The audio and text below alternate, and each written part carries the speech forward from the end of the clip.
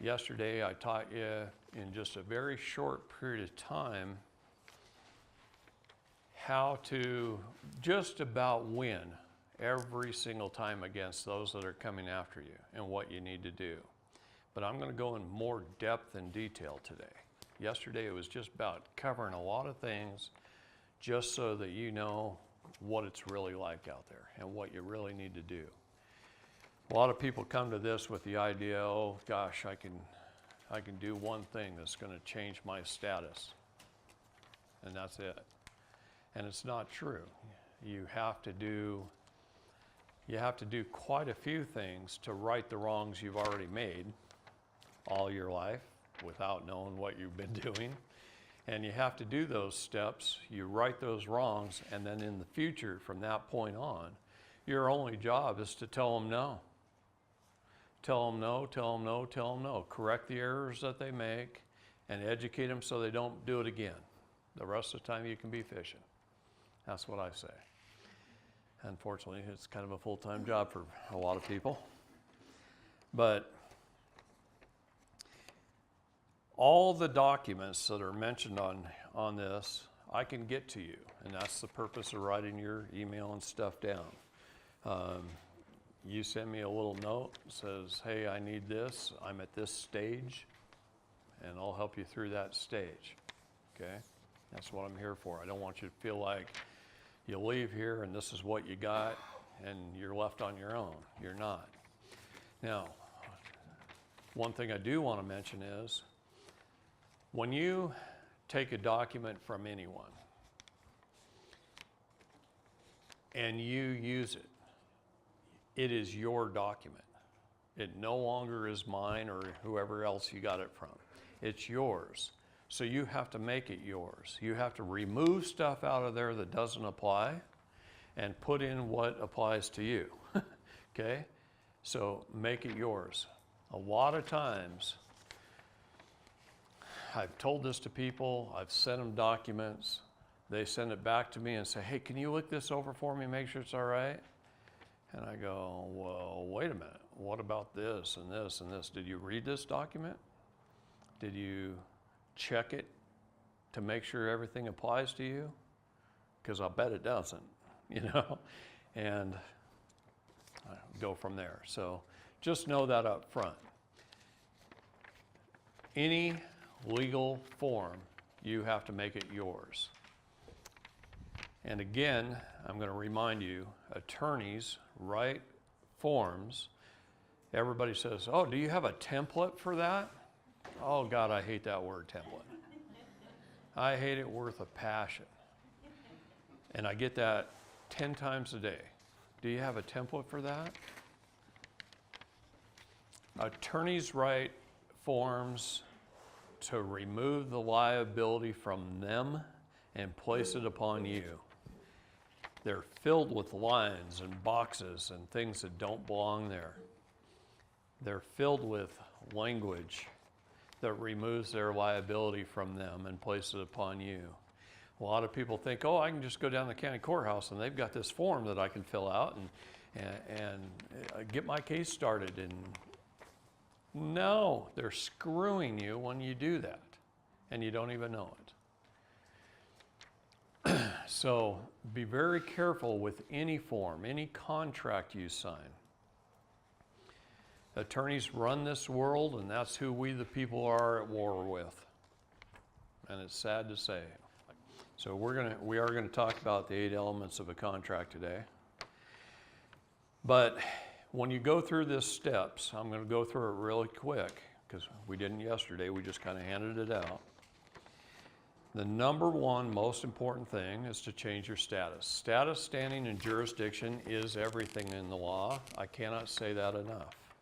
It's incredibly important. If you don't know who you are, don't expect to win. Expect to lose. That's kind of a harsh statement, now that I think about it, but we walk in by general appearance, we just show up, we're asked to plead guilty or not guilty. Both are commercial terms. You never plead guilty and you never plead not guilty. You declare your innocence. Okay? Guilty and not guilty are commercial terms. You declare your innocence.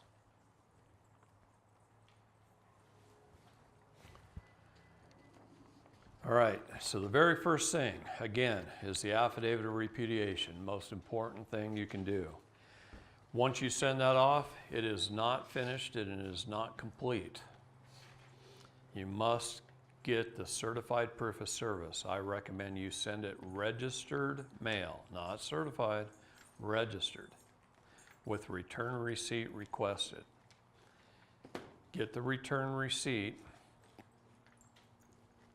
Do the sheet that's a certified proof of service sheet, which I can give you.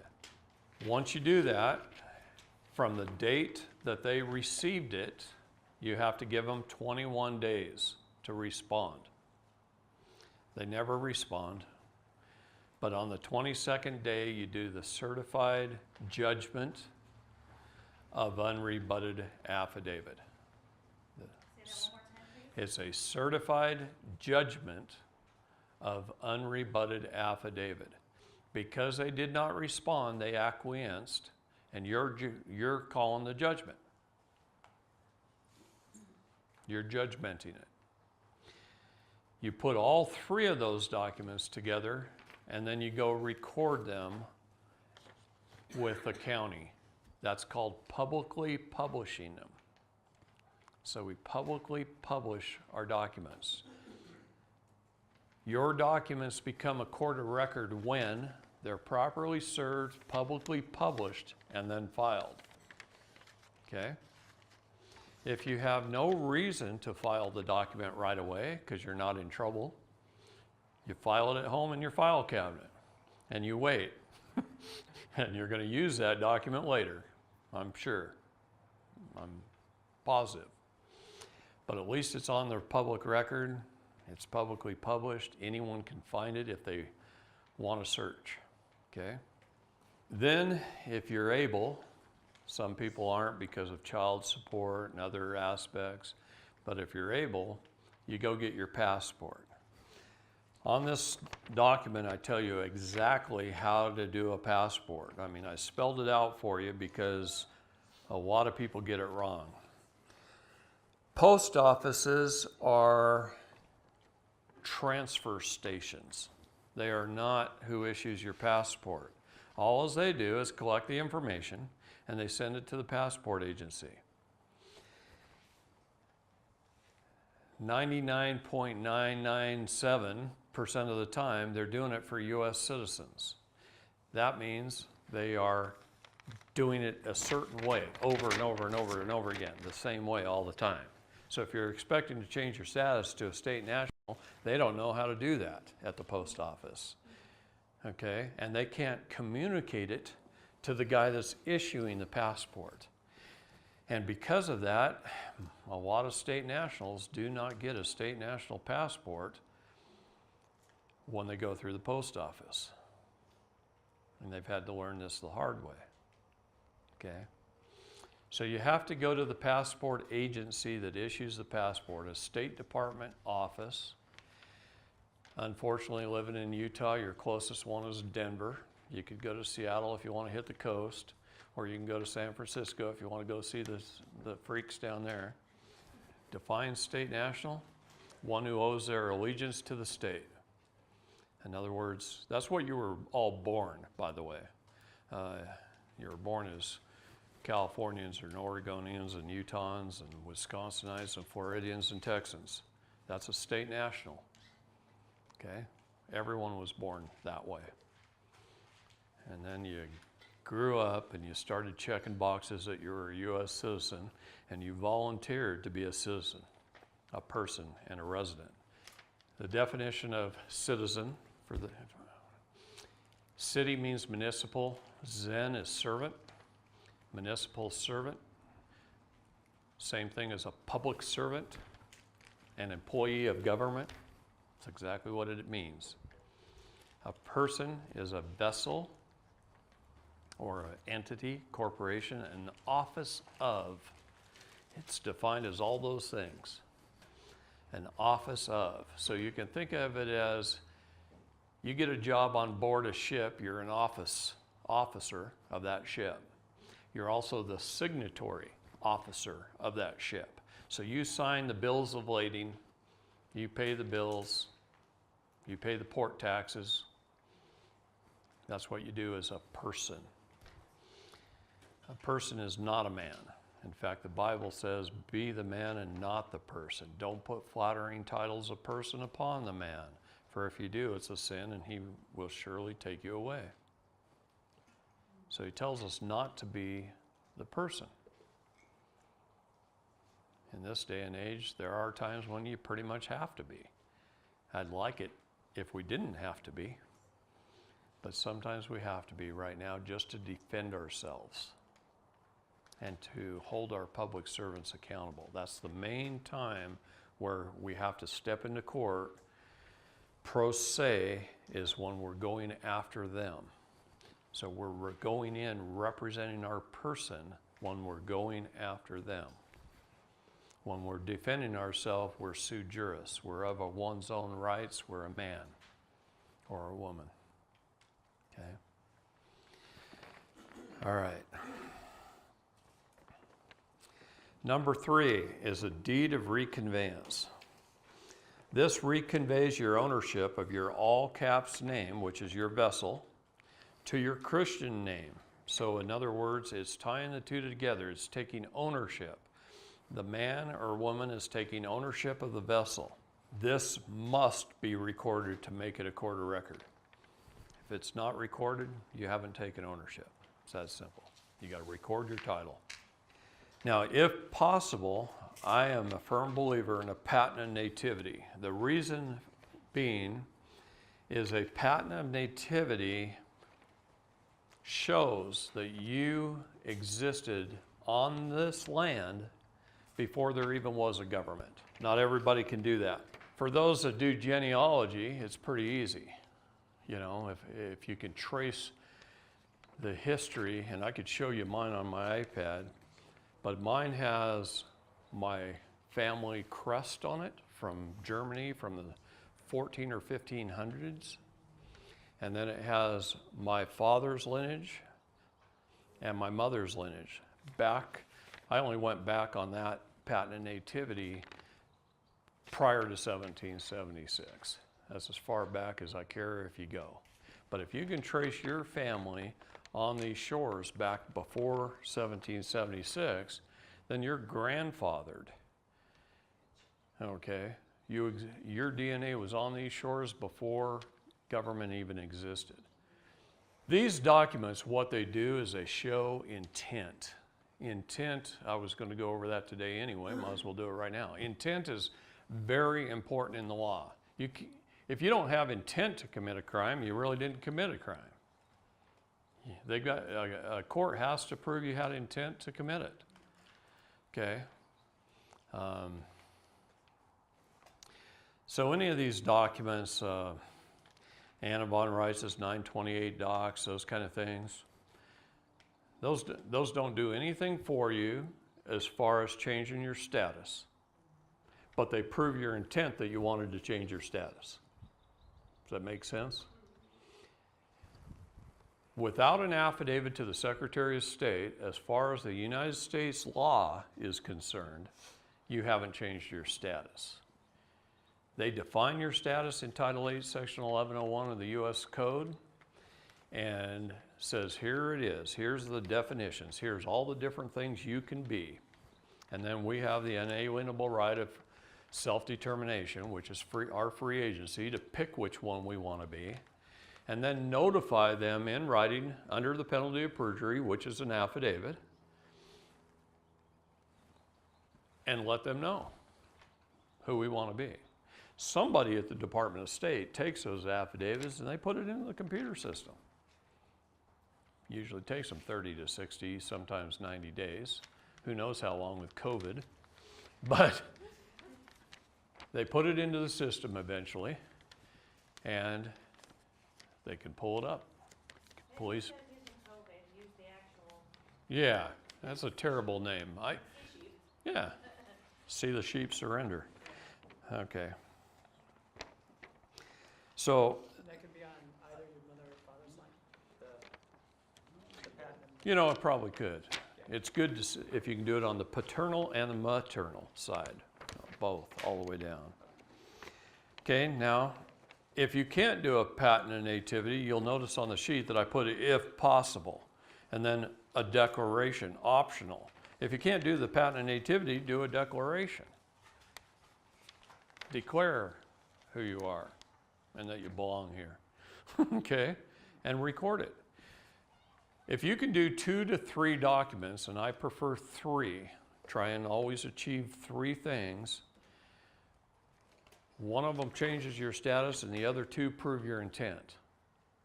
So if you've got multiple things that prove your intent, it's like having multiple witnesses. This was my intent to do this. Nobody forced me into it. Nobody coerced me into it. Number 6, if you are a property owner, and that doesn't just mean a house, could mean your car, household goods, anything. If you're a property owner, you need to have your superior title. So if you have your house, you need to put it back in the original land patent. Now, what does that mean? Put it back in the original land patent. It's kind of vague. No, the land patent is underlying the land. Someone many years ago, usually in the 1800s, patented a piece of land. Maybe it was, 360 acres or 640 acres or 160 acres, right? That land was given to that person for labor that he put into it and a small fee that he had to pay. And usually that land patent was signed by a president of the United States to that person's himself, his heirs, successors, and or assigns forever. So even the government can't take it back. Okay? Now, by posting the land patent number on your property, and remember, now you may just own that little lot on the corner, and it was 160 acres, right? So it's a part and parcel thereof, and the lot has a meets and bounds description. It says from this marker that might be way over there, it's so many feet to your property corner. And then it's so many feet from that property corner to that property corner, to that property corner, to that property corner, and back to that one. That's a meets and bounds description, okay? So you have to put it in meets and bounds. And like I read off on this tax statement yesterday, this man's property, he's got 3 lots, and it sits on 2 land patent numbers, 6743 and 6747. But what did they change his legal description to? Lot 76, a stable acres subdivision. Is that a meets and bounds? No, that's SMU. That's shit made up. Okay? This is what they go by. They create an invoice with a whole bunch of errors, and we write them a check and send it in. Pay our property taxes. Now we just acquiesce to all their errors. So they stole the property. The county steals the property on behalf of the state from you. You get a warranty deed, an abstract of title. What is an abstract? Fake. That's right. It's something that represents something. It's a fallacy. It's a color of law. Okay? So you get a warranty deed and you go, oh man, I own my first home. Great. And you don't even own it. The state can come in and take it away from you, foreclose on you, get you, if you don't pay a couple years back taxes. I don't know what these houses around here go for, but let's just say that's $300,000 for that corner house on that lot, on the park, right? I don't know what it's worth. I don't know property values around here. But let's just say it's worth $300,000. You get a property tax bill in the mail for $1,307.73, and you don't pay it for 3 years.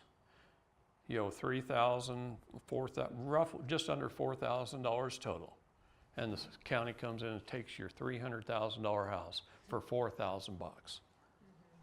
Is that right? No. But they can do it because you didn't own it in the first place. You have, in the law, it states this, you have the right to make a profit and incur a loss. That's your privilege for buying that house. You might have put $50,000 cash down and owe $250,000, right? But you have the right to make a profit and incur a loss. I don't think that's fair. So let's do something about it. Is this land pattern similar to allodial status? Yes, it would be considered allodial status. The king's land. You own it. Nobody else can. What do you call it, or what status? Allodial. Ron Gibson wrote a book about called Land Patents.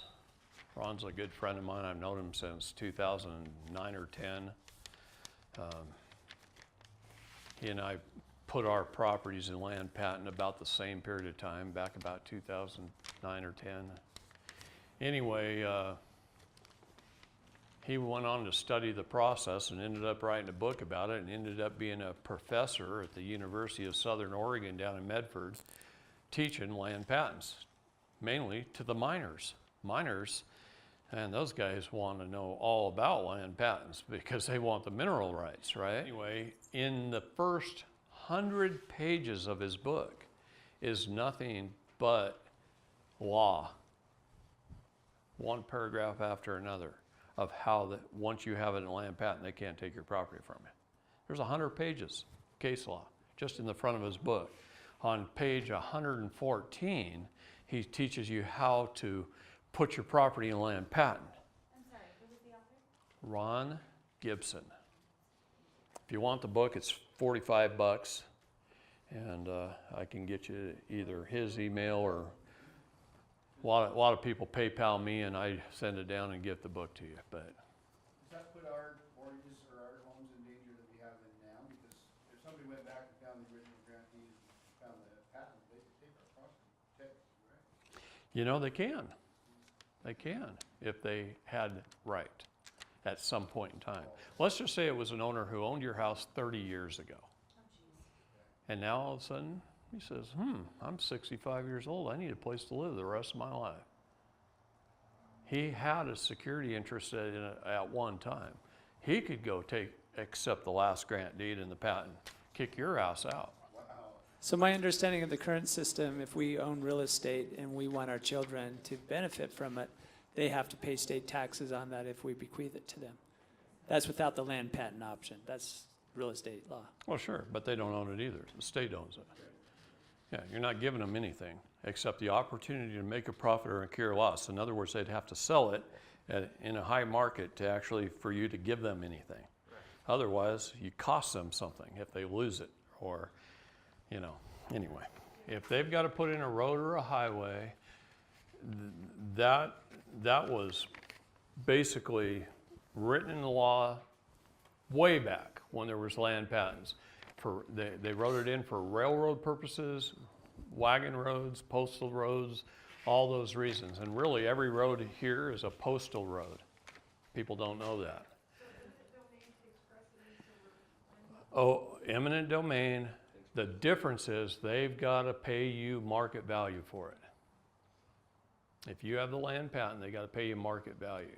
Okay, so They can't condemn your property.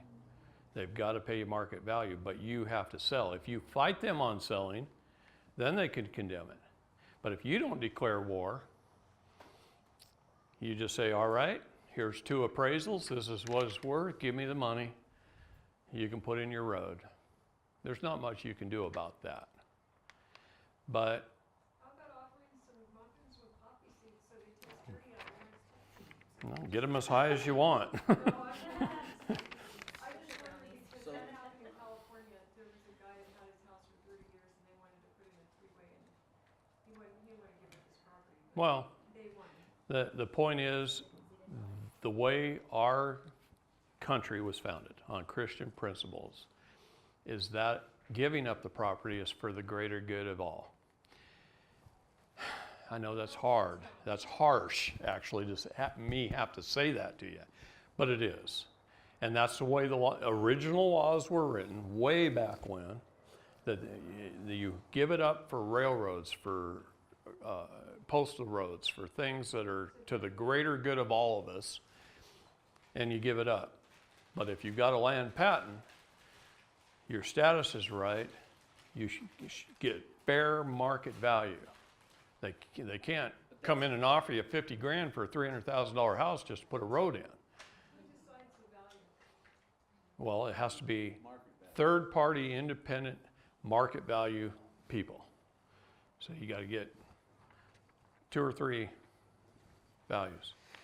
On your car, or trailers, or whatever's licensed on the road, typically, you need to have your MCO or MSO, your manufacturer's statement of origin. In Europe, they call it the manufacturer's certificate of origin. So it depends on if it's a Volvo or if it's a Ford or a Chevy, right? But it's either an MSO or an MCO. Most of the time it's MSO.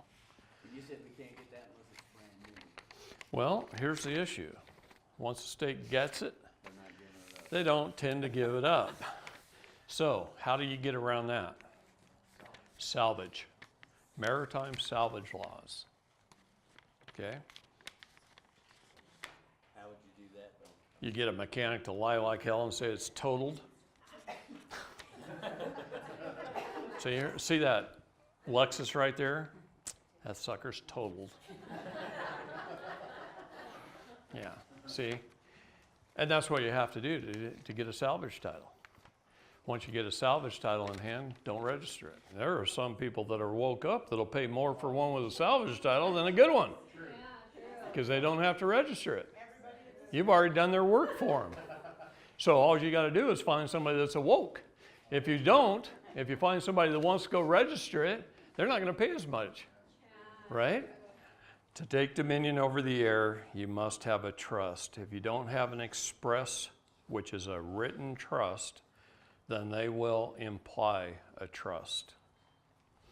So since we're here, this is a good point to tell the story for those that weren't here, and I'll tell it fairly quickly, so pay attention. All right. April 22nd, I think it was, I taught just a one-day class at the Department of Justice. And after I was done, a little attorney came up to me and he said, "Can I tell you a story of what I learned from my father?" And his history was, his father was a judge and his grandfather was a judge. He came from a long line of judges, and he was a graduate of Georgetown Law, and he went to work for the Department of Justice. So that's his story. But he said when he was 16 years old, he got to sit in on one of his dad's classes, and his dad was teaching new judges, judges who've just been voted in or appointed or whatever. And his dad said that when a man walks into a courtroom, the very first thing he sees is a little plaque up on the judge's desk that says, "Your Honorable Bob Smith," or whatever his name is. The reason for that is honor is the first hat the judge has to put on. That's his first job title, Your Honor. You can't have trust without honor. You can't have honor without trust. So the 3 jurisdictions being land, air, and water. The land being common law, common to all mankind, is property, equity, and rights. The air being ecclesiastical or canon law, which is trust law, and the water being admiralty or commerce, which is contract law. Those are our 3 jurisdictions of law. He said, when a man walks into the courtroom, the Your Honor, playing the part of Your Honor, is looking for the man to have an express trust in hand. But if the man doesn't walk in with an express trust, which they seldom do, then the judge implies a trust. where the judge is the executor, the man's a trustee who somehow mismanaged the trust on behalf of the beneficiary, who's the prosecution. So therefore, because of his mismanagement, he owes the prosecution something, the beneficiary something. But if the man walks in with an express trust in hand that clearly states who the executor is, and it's not the judge, and it clearly states who the trustee is and has an acceptance of the trustee to be the trustee, so it can't break the veil of the trust, tells exactly who the beneficiary is, and it's not the prosecution, and it describes the property to be managed and how it's supposed to be managed, then there's nothing left for the judge to adjudicate in that jurisdiction of the heir,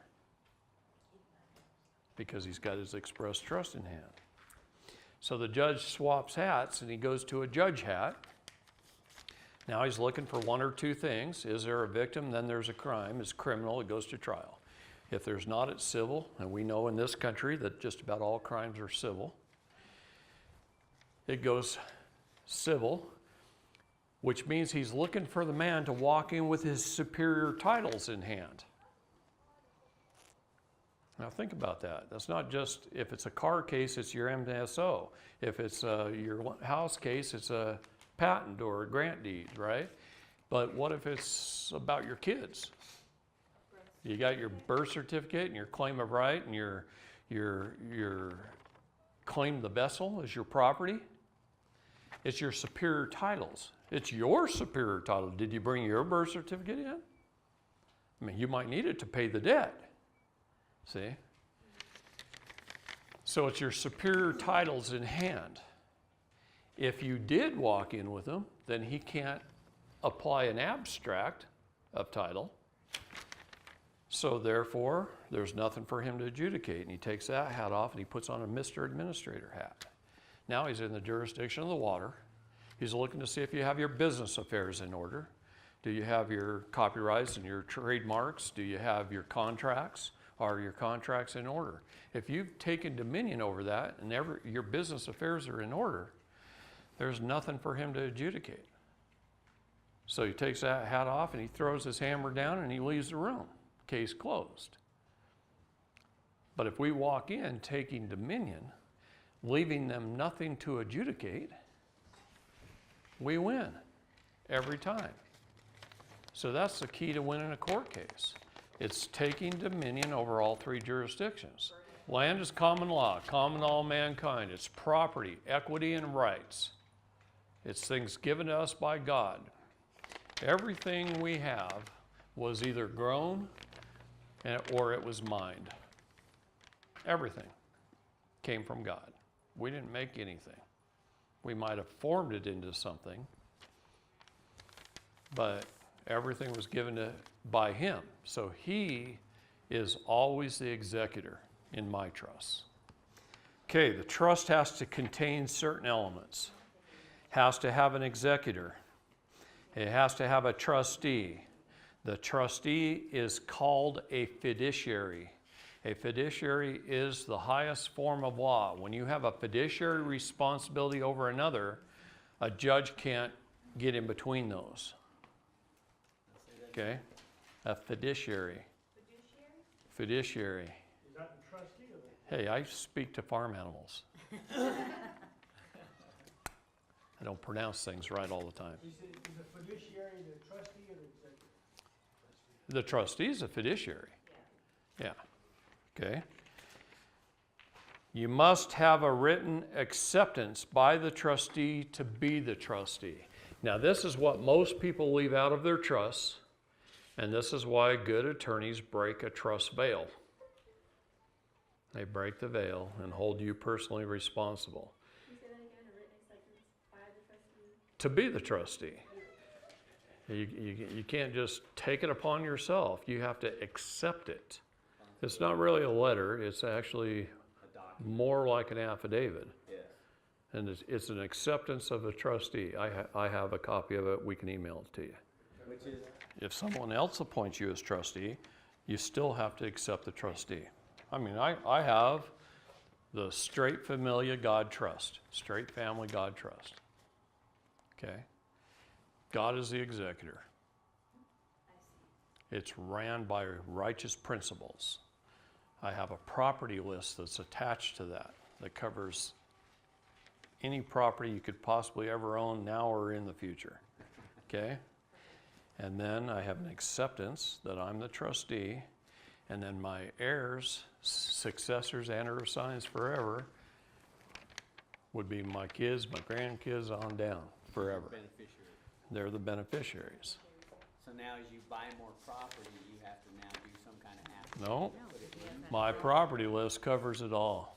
Anything I ever would do in the future. The trust must show the property, assets, and income of the trust must be clearly stated. Describe how the trust should be managed. The trusts are signed in the center of the document. Trust should be recorded and anchored to the land if possible. So make them a court of record, anchor them to the land. Trusts are private. Even though you're making it public, what you're doing is notifying them that there is a trust. Now, you do not have to file the trust itself. You can actually write up a separate document, which is the notice of existence of trust, and record it. You can do that, or you can just record your trust. There's nothing in your trust to hide. Go ahead and just record it. If there's something you don't want known, maybe you don't want your kids' names known, then don't record it. It's up to you. You can record a notice of an existence of a trust. In 1791 was written the Second Amendment to the Constitution of the United States. That is my gun permit. That is my concealed weapons permit. Okay? I don't need a concealed weapons permit. I don't need a gun permit. Don't need to tell them what I can own and what I can't own. I don't care if it's a bump stock or a magazine that holds 50 rounds or 100, okay? Instead of 10. Like in California, you can only have 10 rounds. I don't even own anything that holds 10 rounds, okay? If the military can have it, I can have it. If it's an M1 tank or an A-10, I'll take it, okay? That's true. And they can't tell me any different because I can have anything as a militia that our military can have. But you have to be a militia. We all are militia, Yeah, I know that. like it or not. Every man You of don't have to able-bodied be- age. You don't have to be declared militia. You were declared a militia in the Constitution. So the minute you're a state citizen, state national, or a U.S. citizen, you're part of the militia. So, Does the government look at it like that? Do they regard yes, they do. The FBI doesn't, but they're not government. The FBI is a private for-profit corporation without a corporate charter. Do you know they have no authority to even exist? I have a letter from the Library of Congress that said the FBI was created by a secretary at the Department of Justice, a secretary that was not appointed by the president, nor appointed by the head of the Department of Justice, nor by Congress. Therefore, they have no authority to make law. And a secretary created the FBI in 1908 to protect the deep state. They follow up on 6 basic crimes that the deep state commits to cover up crimes for the deep state. And I don't care if this is on video to the whole freaking world, all right? They have no corporate charter to even exist, and when they asked Congress for one, they were denied. See, you know what gives the FBI authority? They walk in with their suit and tie and the best forensics in the whole world, and they walk up to the sheriff and they intimidate the shit out of him. And they say, we're taking over the case. And they do it with authority. And the sheriff goes, okay, it's yours. The sheriff could deny them though, too. Yes, he could. He's the He could tell him to get the hell out of his county. Yeah. But he doesn't, because he's weak, because he didn't have any law classes, kindergarten through 12th grade either. It's serious. They don't know their job. You know who comes in the sheriff's departments and trains the sheriffs and their deputies? The county attorney. The county attorney trains them. I'm telling you, attorneys run everything in this country. They run all the police departments. That's why it says police on the side of their car. It's policy, revenue, enforcement, collection agent. That's all they are. They have no de jure authority at all. They're de facto. None. Government operates through the consent of the government. Since governments have chosen to incorporate themselves, they must follow the same rules as any other corporation. That rules, codes, statutes, and ordinances are not law, they're corporate bylaws. They're for employees of the corporation to follow. So they make you a citizen, or by your own consent and agreement, and therefore you're an employee of government, so you got to follow the same rule they do. You got to follow all the statutes and all the rules and all the policies and all the codes and everything else because you're an employee. You're no different than them. Yet the United States Code was written and passed by we the people through our legislator to hold our public servants accountable. And they, at the Department of Justice, come after you and they write a whole bunch of United States Code in there that they're holding you accountable for this code and this code and this code.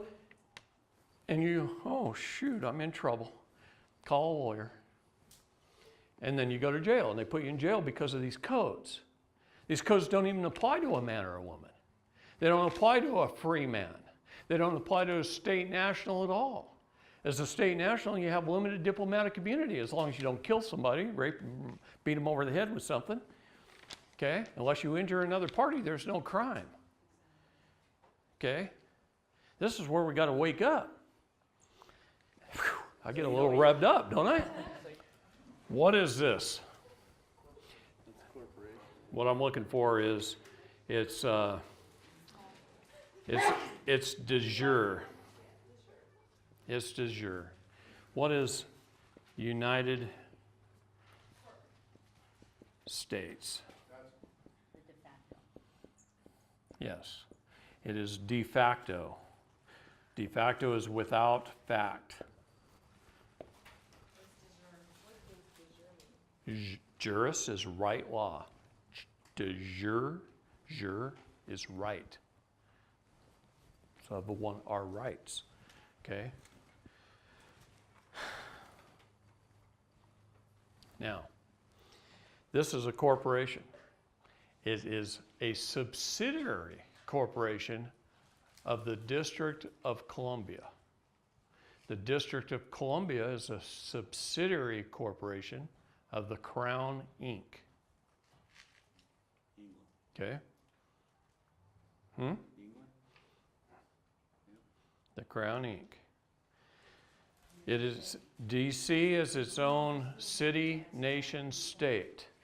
Manhattan Island is its own city, nation, state. Westminster is its own city, nation, state. And the Vatican is its own city, nation, state. These are called the four pillars.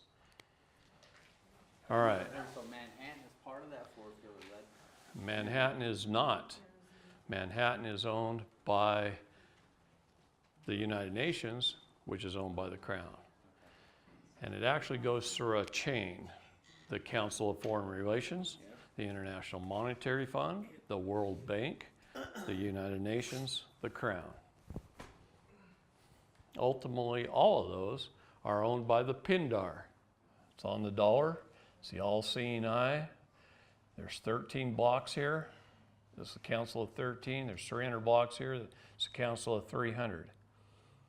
If I drew a dashed line right here and I drew a line down from there representing corporations going from the bottom to the top, as people rise to a position of power and authority, they get corrupted. They start committing the 7 deadly sins. They are now controlled by the Council of 300. Council of 300 is controlled by the Council of 13, which is controlled by the PINDAR. The PINDAR used to be the Queen of England, the Queen of Holland, and the Vatican. Pope Benedict removed the Vatican from the PINDAR. It's the Queen of England, the Queen of Holland, and TVM. Now, he is not the rightful person to belong in that position.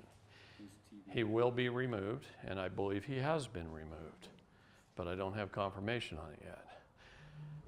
Benedict did a lot of great things for the world right in his last few days. Okay? Was that done through a papal bull? Yes. Absolutely. In fact, he literally dissolved all corporations in the world, is what he did. Yes, because when you look at corporations, this is an interesting thing. You go start a corporation, right? ABC company, I don't care what it is. You register it with the state. It's now under the state's corporation. It's a subsidiary corporation. The state's under the United States Corporation, which is under DC's, which is under the Crown. Your corporation's under the Crown. Every corporation in the world is tied together as one.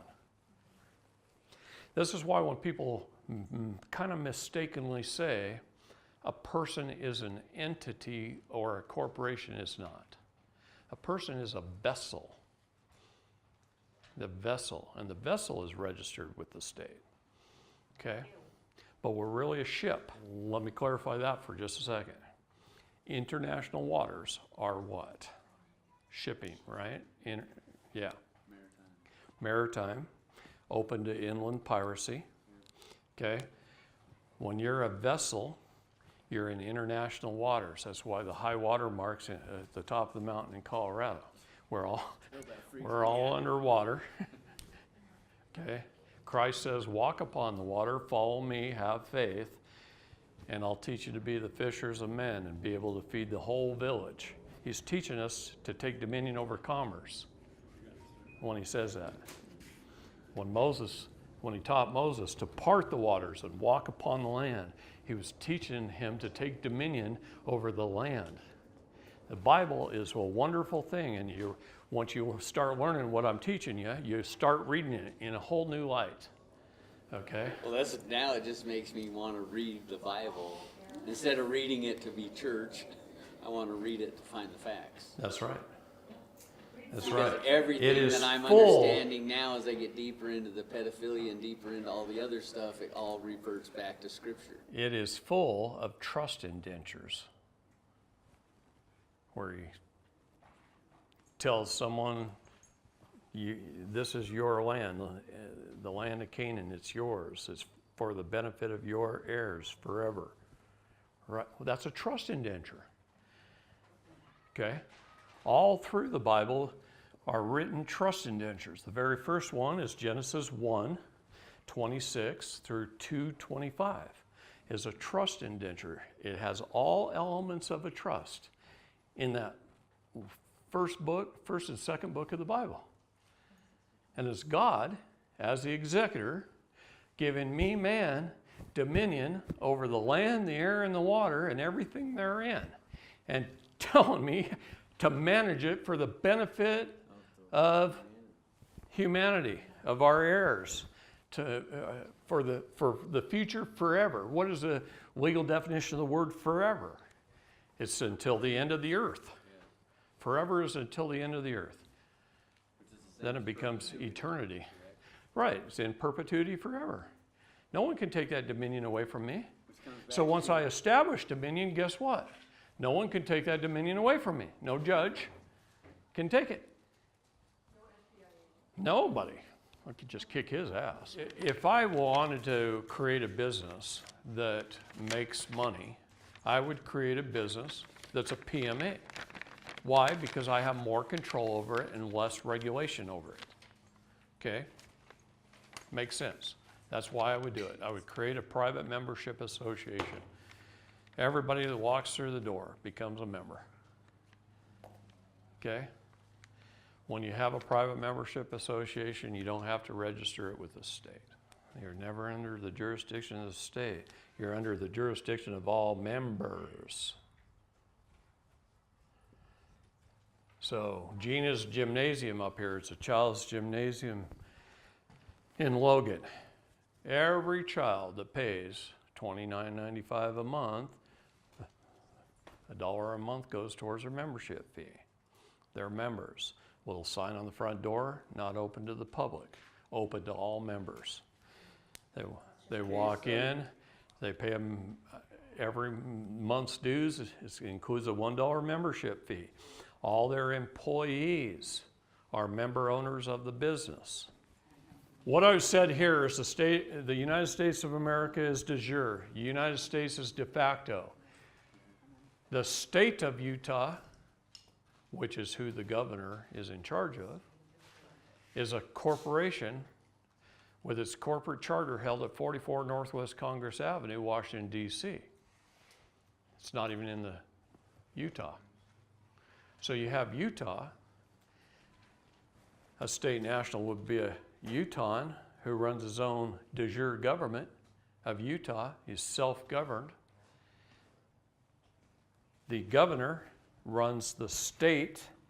As the way this nation's corporations were set up, they only have control over their agencies, not over you. But because you claim to be a citizen, you're part of their agencies. So she thinks she can mandate her employees. This is how she's getting away with it, or he's getting away with it. It's a woman in my state.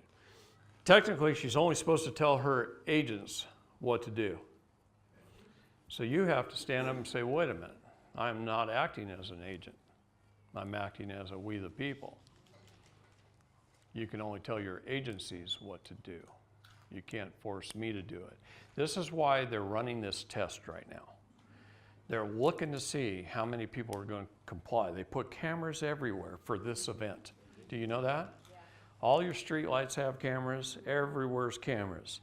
They're also training their cameras for facial recognition of your eyes. So retinal scan. Yes. It's blocking this part of your face on purpose so the computer learns how to recognize just your eyes. The NLA wrote a very good, comprehensive constitutional sheriff's handbook. You can go to their website. You can buy it. You can donate money to them, and as the money comes in, they send out hundreds of copies. So they'll send them out for you if you just donate to them and pay for them. They'll send them out. They're trying to get them to every police force, every sheriff. They started with the county sheriffs. Every county sheriff in this country now has one. Now they're working on police forces. They're trying to get them in the hands of every deputy. They want the deputies to have them. You know why they want the deputies to have them? They want them to take them home at night, set them on their coffee table, and then pick them up occasionally and read them. And that way the deputies decide, am I being ordered to do something that I'm not supposed to be doing? Well, understand this, okay, right now. None of these cities' police forces take an oath to the Constitution. That's what I tell None of them do. And they're at the behest of the mayor. The only ones that take an oath are the counties, the county sheriffs, the county deputies. None of the city police forces take an oath. So that's when you request it, the sheriff. If they violate. That's right. That's right. If a city police pulls you over, starts giving you a hard time, you say, hold on a minute, I'm calling the sheriff. And you call your county sheriff and you say, hey, as a member of your county, I am having a problem right now with a city deputy. Can you come help? And you gotta recognize that cop's not gonna let you get on that phone. No, he's He's gonna, gonna try to stop you. yeah. He's gonna try to assert every bit of power and make you inferior. Will they cost when they're trying to catch your phone and Look, Well, they'll tell you to put your phone down. here's the thing. We're supposed to know who we are. We're supposed to be at peace until we're backed into a corner. We don't let anyone override us. We are the boss. They can override us. Now, I'm not saying go out and declare war on them, because that's a wrong thing to do. They will kill you. Guarantee it. Okay? But be at peace. Fly the peace flag. The dash of my pickup has a peace flag right in the passenger's corner. Because nowadays the police are walking up to that side of the car most of the time. Okay? Do they even understand what that is? Because I have no idea what I don't care if they understand it or not. Most of them are ex-military officers. Most police officers, Yes. the police departments want to hire a low IQ ex-Army officers. Why? Because the Army officers at the lower ranks follow orders to the T. So, they're already programmed. They do not want high IQ officers.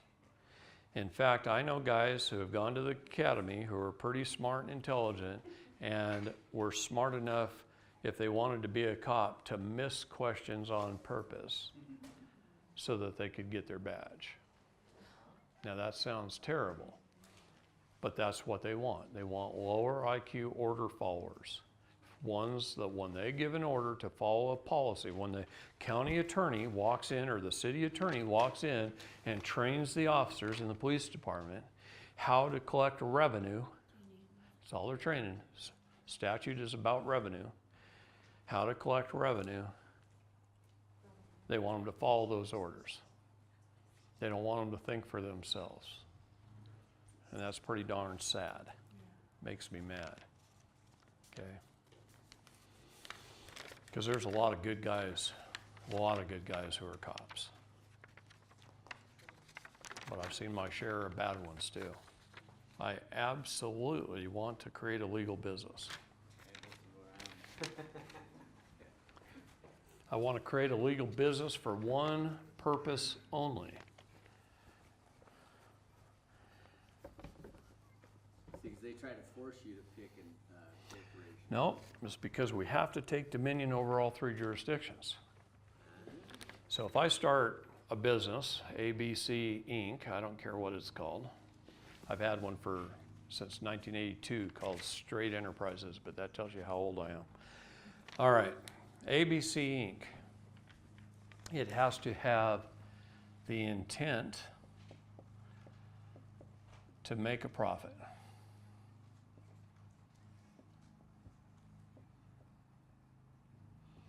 It has to be registered with the state. Now, when I register it with the state, I want it to clearly state that it has the intent to make a profit and that it's going to have products offered for sale in international commerce. International. Just put it in the notes section at the bottom. Yes, this is a key. Okay, international commerce.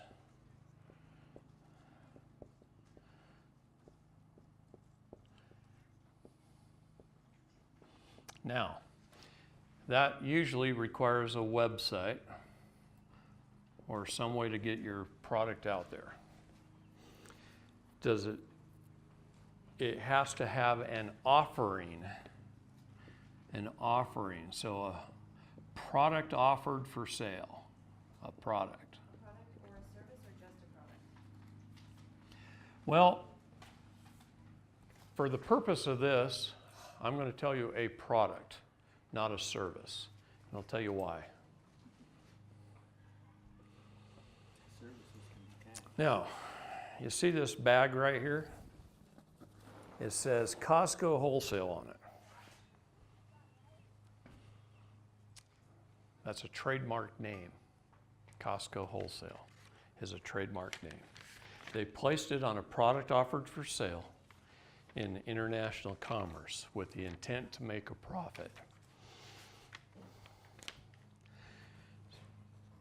Very key. So again, think Michael Jordan and Nike for just a minute. I like to use that because I'm pretty proud of the guy. If you can get $1 billion over a 5-year period, $200 million a year for the use of your name, give it to him. Sign the contract. That's a pretty good gig if you can get it. So, if I took my children's names and my grandchildren's names and my name, and what I mean by that is the all caps name, the vessel, and I trademarked them all, doing a bulk trademark under ABC Inc. with the United States Patent and Trademark Office on their T's Plus form. Telling you how to do this right now. So go to their website, it's an online form, so you sit there on your T's Plus form, and you put your all caps names of you and your kids, register them as trademarks under your corporation. Now, let's just say I take my kid and I'll just throw one of my daughter's names up here. And I take my kid, her full name's trademarked, and I put her name, well, first of all, I sign a contract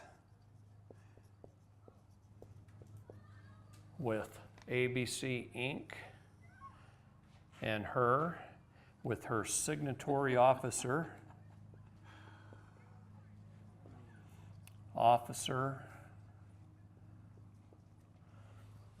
and I sign a contract offering her 20% of the profits.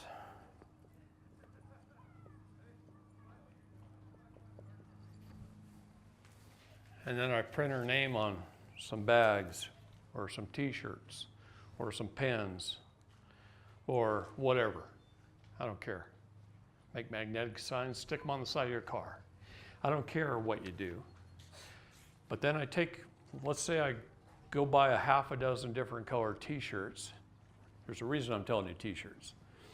And I lay them out on a white sheet at home on the bed, and I take a picture of them, and I put them on the website, and I offer them for sale for $20 plus. Yes, there's a reason for the $20. So I offer these t-shirts for sale for $20.05. I don't care. All right. I've got a contract with the business. Got her trademark names on t-shirts. Something happens and my grandkids' names, and she has 5 kids now, by the way. I tell her I'm way too young to be a grandfather with 5 kids from one of my youngest daughters. Okay? And she lives in Utah. All right. So I put their names on this t-shirt, right? Now we got a problem at the court, or they want to steal her kids. I throw that t-shirt on, I walk into court with their trademark names, and I don't talk about the facts of the case or anything. I talk about her status, her standing, her jurisdiction, how she's taken dominion over all 3 jurisdictions, the land, the air, and the water. And I say, Judge, do you really think you should be interfering in commerce? Do you really think you should be infringing upon a trademark? How about right now we just demand the return of our property, and any document that you place that name upon without our prior written express permission be destroyed? See, he's really worried right now because he opened himself up to a great deal of liability. Once we've explained and notified him with a proper notice called a notice of appearance of how we were going to appear by special appearance, under what status, having taken dominion of our 3 jurisdictions, he's already been notified in law, which we've already recorded it with the county, made that document a court of record, and we filed it upon the court case, and then we walk into a hearing because Lady Justice has 2 ears and must hear, and now we just ask for summary judgment. We demand the return of our property.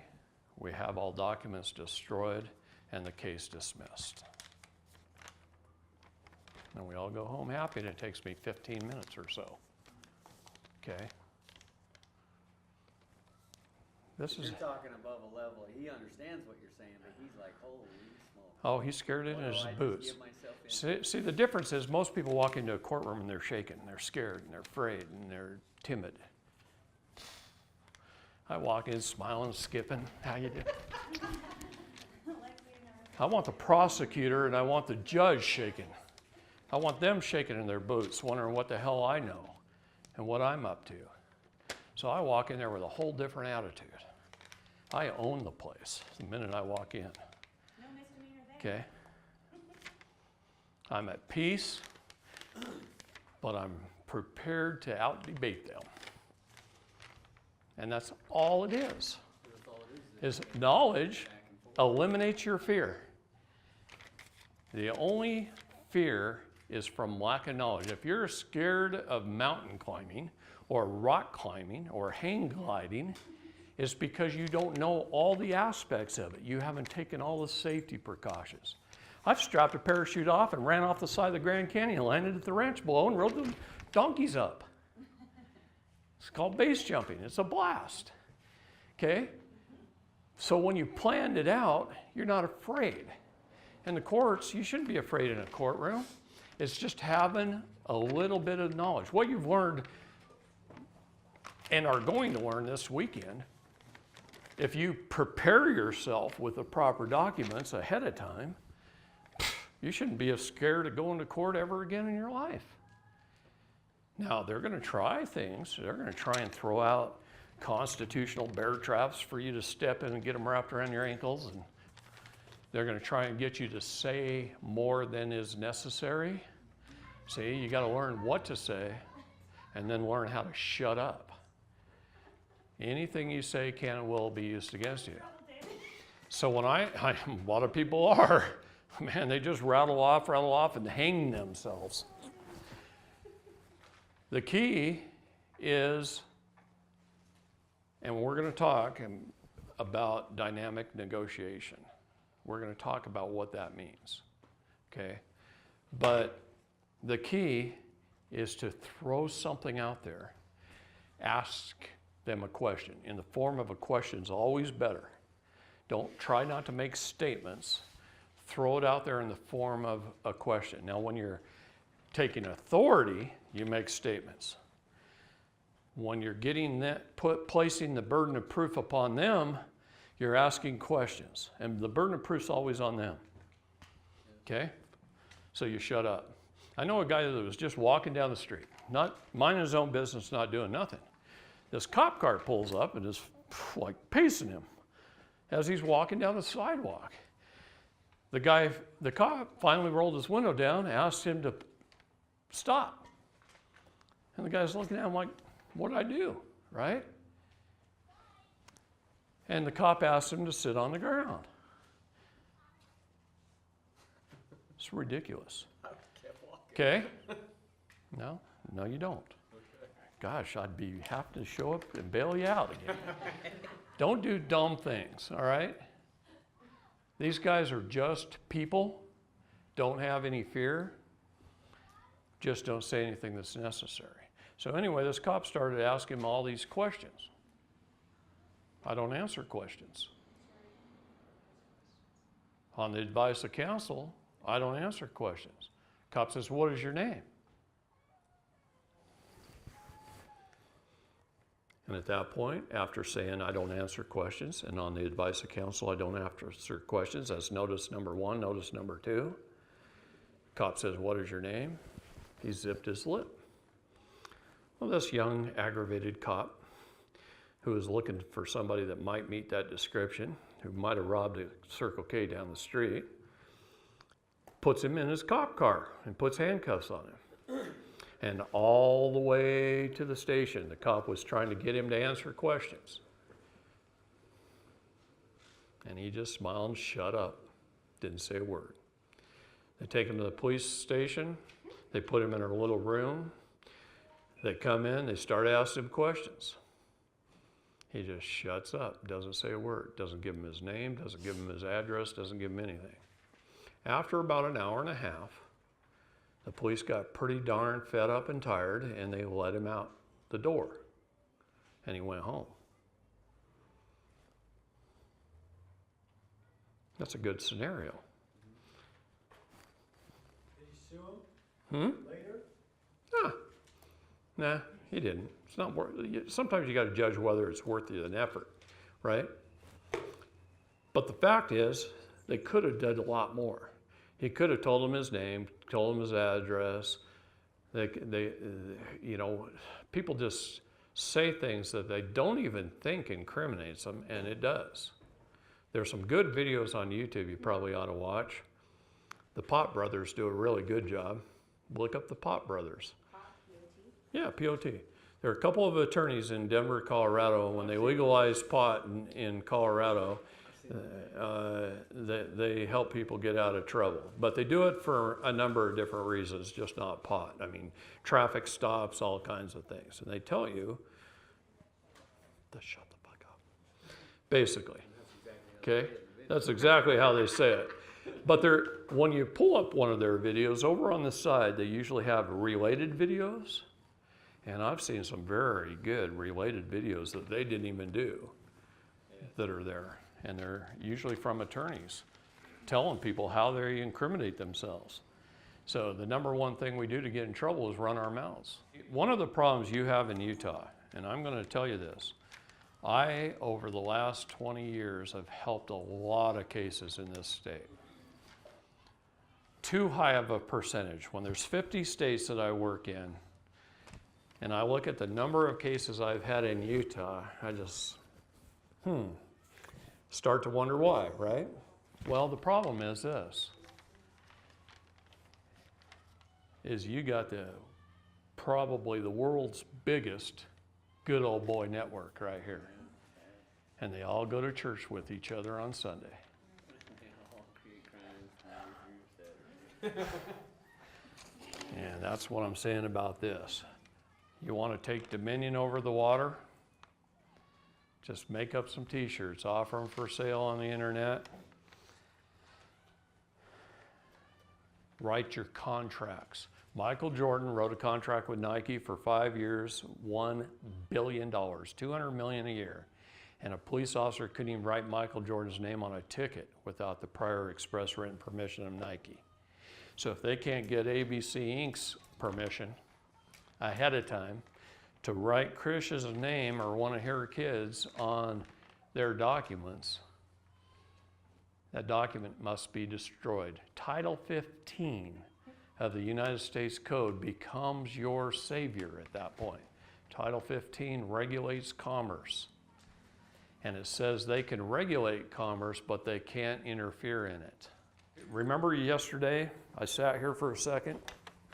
We were talking about court, and I said the minute they call my name and I stand up and I take my first step, I'm already talking. I'm here by special appearance, calling for a constitutional court of record to ask for a summary judgment of the truth and the facts placed upon the record by my documents. And then I shut up.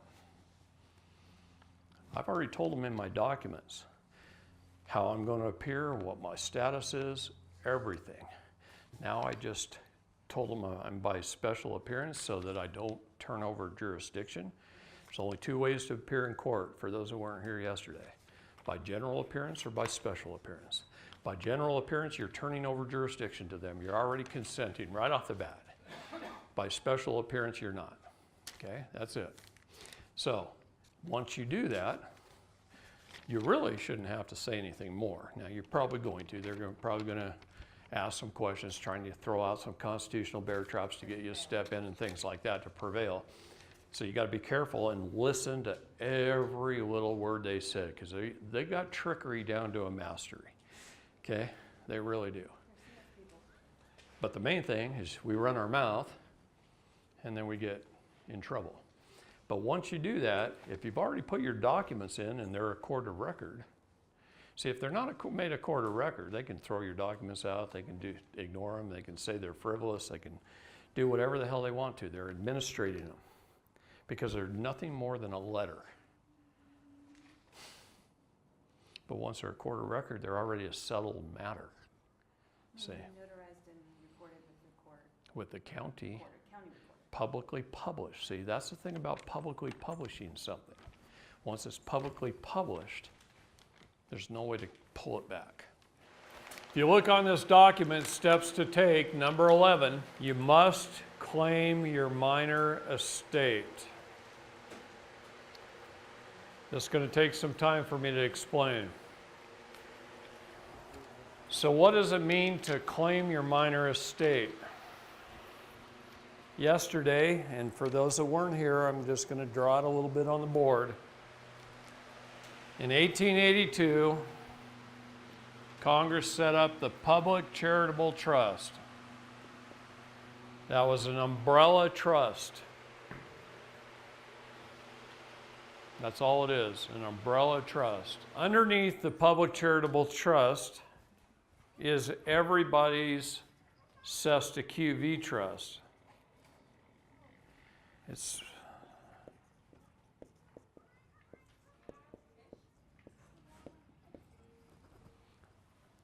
how it's spelled, Cesta QV. Okay, it's an individual trust, so our last census, I think there was 337 million people in the United States that all had a Cesta QV trust under the public charitable trust. So again, how this nation works, how it's funded off our system of slavery is this. We're born and a balance sheet is created. There's a debit side and a credit side. I'm just going to write, here I'll just write 1 mil in here. We're bonded for $1 million. What does that mean? On the debit side, $1 million is borrowed from the International Monetary Fund, and it's thrown out into the banks to the public under the Public Charitable Trust based upon you being born,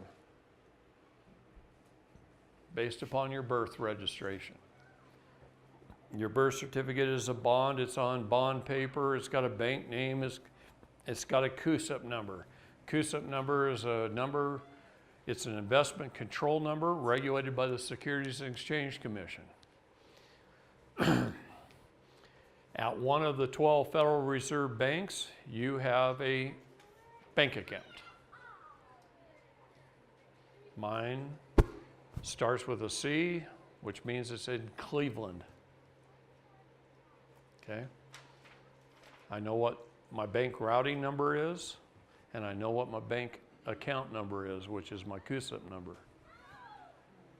So I know the routing number of that Federal Reserve Bank. Is it CUSIP? C-U-S-I-P.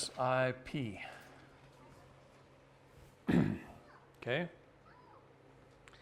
So $1 million loan from the IMF is sent out into the public, and $1 million on the other side of the balance sheet of United States Treasury bonds are issued. So you become the full faith and credit of the United States government. Part of it anyway. One of 337 million others. Okay? And you become the creditor on one side and the debtor on the other. Do you know that's determined by your status? If you claim the status of we the people, a state national, you're a creditor. If you're a U.S. citizen, you are a debtor. That and which one creates, one controls. We the people created the U.S. government. U.S. government created the U.S. citizen. Okay? So our job in life, once we turn 18, is to go out there and earn some money and spend it. So we buy a house, $200,000, we buy a car, or 2 or 3, we buy some utilities and some medical bills and some food and all kinds of crap, and that goes on the debit side. Because these notes in our pockets, in our wallets, are legal tender. This debt is kept track of by the bean counters of the Department of Fiscal Services via your W-4s, your tax returns, your 1040s, your credit card statements, your bank statements. Everything you spend is kept track of. Okay? And it goes on the debit side. Now, in the meantime, this initial investment of this $1 million is bundled, invested, hypothecated, sold on the New York Stock Exchange, sold to companies all over the world. This gentleman just put his CUSIP number off his birth certificate into GMEI Utility a few minutes ago, right before we started, and saw a whole bunch of companies that are buying and selling him under his unique account number. 10,000 companies? Okay. Buying and selling him right now. All this debt is kept track of. This investment keeps growing. Let's just say it grows to 100 million, and you die. It goes through probate. This is the death line. And they take the money out of this account, and let's just say they take 10 million out, and it's now 90 million. And they pay off this, and now the balance is zero. And they pay the loan back to the IMF, all the legal tender, they pay back. All your debts now get discharged finally. And they pay it all back. And now the balance is zero. This still has 90 million in it now. What do they do with it? They just roll it over. United States Treasury bonds, full faith and credit of the government. The balance remains the same for perpetuity, forever. So my dad, who died in 1989, I can punch into his CUSIP numbers. Companies are still buying and selling him. He's already gone through probate. All this side's a zero balance for him. But all the money that's in there stays the same forever. But it continues to grow, right? Do you know what a sweep account is? Okay, if you go into your bank, I don't care, Wells Fargo down the street, and you open a checking account and a savings account at the same time, and you say, I want to designate my account, my checking account, as a sweep account. A sweep account.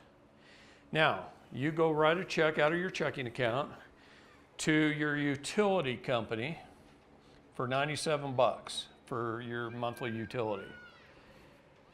The bank takes $100 out of your checking account and throws $3 into your savings account. People look at it like a forced savings plan. They just round it up, take it out. It's kind of what happens here. This stays the same forever. Let's say this year it makes another 10 million. The government sweeps that off and it funds government.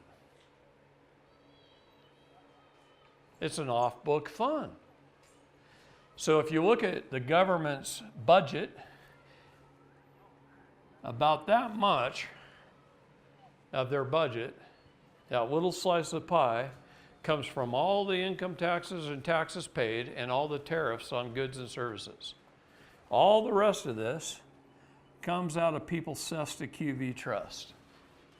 Everyone who's died since 1933 is currently funding government today.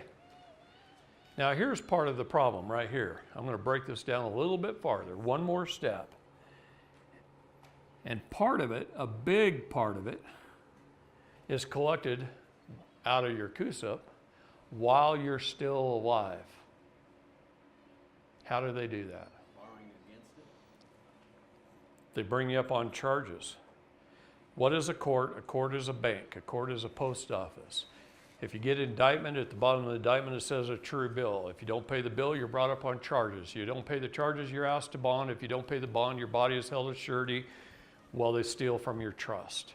Your court case number is a CUSIP number, and it attaches to your main CUSIP number of your birth certificate, and it's a way to get paid from your account. And so it's based upon the penal sum and the net retentions. So if the penal sum, like you get a felony count of fraud, its penal sum is $2 million. The judge gets $95,000 in net retention or commission. The prosecutor gets $50,000 commission. They share some of that with the defense attorney, and it's a three-way conspiracy to conspire to arrest you so they can get paid off a penal sum. And they take $2 million, 95 and 50 out of your account. Okay? Now another way is they take your kids. Yesterday I said every kid is worth $3.3 million. They take your kids, they take $1.5 million out of the mother's Sesta QV trust, they take $1.5 million out of the father's Sesta QV trust. Right off the top. This Sesta QV trust is our minor estate. It was put into place when we were a minor. A baby comes out of the water, is tugged through the birth canal, is docked at the dock by the dock tender, the doctor, where a bill of lading is received. It's sent with the tug out to sea, presumed dead, lost at sea, until it returns to claim its minor estate. After the soul print has been taken, they take the soul plate, the prints, footprints of the baby, that's taking its soul, so it's dead and lost at sea. They take the placenta and they take the soul plate, thereby taking the baby's soul. It's kind of a sick way to think of it, but that's how the original Sesta QV Act of 1666 in England was developed. The Sesta QV Act in England was written in 1666. Coincidence? Doubt it. We adopted it in 1933, almost 300 years later. This is our minor estate. We must lay claim to it. Now the problem is most of the time we go to court, we're going to these lower courts that don't mean diddly squat, that really don't have really any authority to rule over us, except they say they do and we consent. Okay? And we go into them and they can't really do anything about this anyway. So what we're doing is we're just putting them on notice that we claim our minor estate. We take ownership of our birth certificates. We do that through the deeds of reconveyances. There's other ways to do it too. You can take your birth certificate, write a declaration claiming the ownership and filing that on the land. Good thing to do. Notify them. So every time we write a court document, when we write our notice of appearance, which should be the very first document that goes into any court case, telling them how we're going to appear, what our status is, how we've taken dominion, we're just showing up to settle the matter. In that document, we should always put in a claim to the minor estate. Now, they can't do anything about it, but it's putting them on notice that we're claiming it. Okay?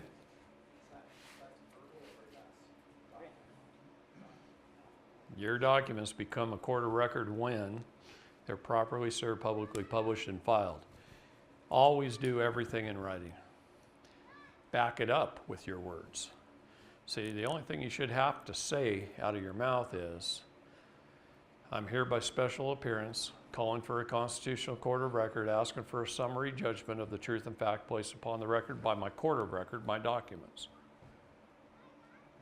And then you should shut up. Yeah. See, here's one of the problems. Almost always in the story of a mother, which you guys missed yesterday too, the story of a mother, I'm going to hit it really fast. A mother, 9 months pregnant, walks into a foundling hospital. The legal definition of the word foundling is a safe place to abandon a child. All hospitals, police stations, fire stations, and churches in the United States were designated as foundling. So you can walk in with a baby, set it down on the floor, smile, walk out with no consequences. None. All hospitals were designated that. So you go into the birthing ward, become a ward of the state. That's what you do. You walk into the birthing ward, you deliver the baby out of the water, becomes a vessel. It gets registered. You're handed a stack of paperwork to fill out, and in the nurse's manual it says, this is just to register your baby with the state and give it a name. That's a quote right out of the nurse's manuals. Nobody's securities license, nobody's insurance license, nobody's given you a prospectus, nobody's told you the terms and conditions of the contract. The mother's under duress, she's under the influence of painkillers, she's not legally able to even sign a contract, and she signs that, fills that paperwork out and signs as an informant. The legal definition of the word informant is someone who gives someone else up to another, thereby giving title and equity of the child to the state. It forms the doctrine of parens patriae, where the state is the parent. You see how sick and wrong this really is? Then CPS can kick down your door with a police officer, take your kid, run you through a bunch of hoops, terminate your parental rights, do whatever the state wants them to do, and then sell your child. And they do it all the time. See, under the Public Charitable Trust Act, you are the co-trustee, co-beneficiary, and the only signatory officer. This is why it takes 3 signatures to put a person in jail. That's why I explained this yesterday. It takes the judges, it takes the prosecutors, and it takes either yours or your attorneys. That's why you don't give power of attorney to an attorney, because he'll sign you away. He'll sign you in jail as surety for the bond. Almost every single time. Man, my attorney's- bang head here. Seriously. That's what we're taught to do. That's what they told me. Get an attorney. Well, of course. But what is the definition of an attorney? An actor to a turn. An actor gets up on stage and lies convincingly enough to make you believe in the character and the plot, and to a turn is to steal from one and turn over to another. Therefore, a thief. So they're a liar and a thief. That's why God warned us in the Bible. So what is the legal definition of the word legal? The undoing of God's laws. What is legal is not lawful. That's why I read Doctrine and Covenants 98 yesterday. I went right through it. It clearly states, follow the laws of the land which are constitutional. Anything more or less of this cometh of evil. The laws of man. And it's clear, crystal clear in there. So you claim your minor estate. Now, that's in 99% of your court cases that you're dealing with right here in the state. But what happens if you're dealing in a federal case? Guess who has the authority to deal with the Department of Fiscal Services, which are the accountants for the United States Treasury, which is the holding account of the Sesta QV Trust for the International Monetary Fund and the Federal Reserve? Guess who has that authority? Mary, the head clerk in that district. Mary has the authority. She can fill out the online forms with the Department of Fiscal Services. Now she needs a judge and a prosecutor and your signature or your attorneys to sign off on it. Now guess what? If I walk in and I make a claim to my minor estate to a federal probate judge, or a bankruptcy judge, federal bankruptcy judge, he can order Mary with my signature to claim the minor estate. They can file with her? Did you say file? There's forms they can fill out with the Department of Fiscal Services online to put in a claim to my minor estate. I have the account number, I have the bank, I have the routing number, I have all the information to give to her. Now you go in there and claim it, are they gonna try to stop you? Do they not want you to have access to it? They can't stop you. We're the co-trustee, co-beneficiary, and the only signatory officer. This is just an administrative process. Administrative paper pushing. What's the purpose? Well, prior to 1999, November of 1999, the United States declared bankruptcy. Prior to that, I'd claimed my minor estate, and I had a black credit card in my pocket I could buy a Learjet on. Okay? You did that. No, I didn't buy a Learjet. You got the black credit card. Yeah, I had a black credit card on my account, Linked to your minor. linked to my estate at the Federal Reserve, the bank in Cleveland, with my account number, the Federal Reserve Bank in Cleveland. Now, in that November of 99, the United States declared bankruptcy, and they attached all the Cestui Que Vie Trust to the federal debt, the 25 trillion or whatever is in debt, right? So now, I know a few people who have claimed their minor estate since then, and it's really funny that when that paperwork, the day that paperwork goes in, the debt clock goes click and drops 150,000 or so. Their portion of the federal debt got paid off when they claimed their minor estate. Wow. Ew. So it claims. So we could go wipe out a whole 25 trillion off. It only takes about 150,000 out of our, 100 million that you might have in there. And you're entitled to half of that money. You're the co-trustee, the co-beneficiary, the only signatory officer. If there's 100 million in there, 50 million of it's yours. Now, they have been very, very good money managers. I don't recommend taking it out. I recommend just asking for access and having a checking account on it with a credit card. Now you want to go buy a house? Go down to Wells Fargo and say, hey, I like that house over there. It's worth 300,000. Just put it on this.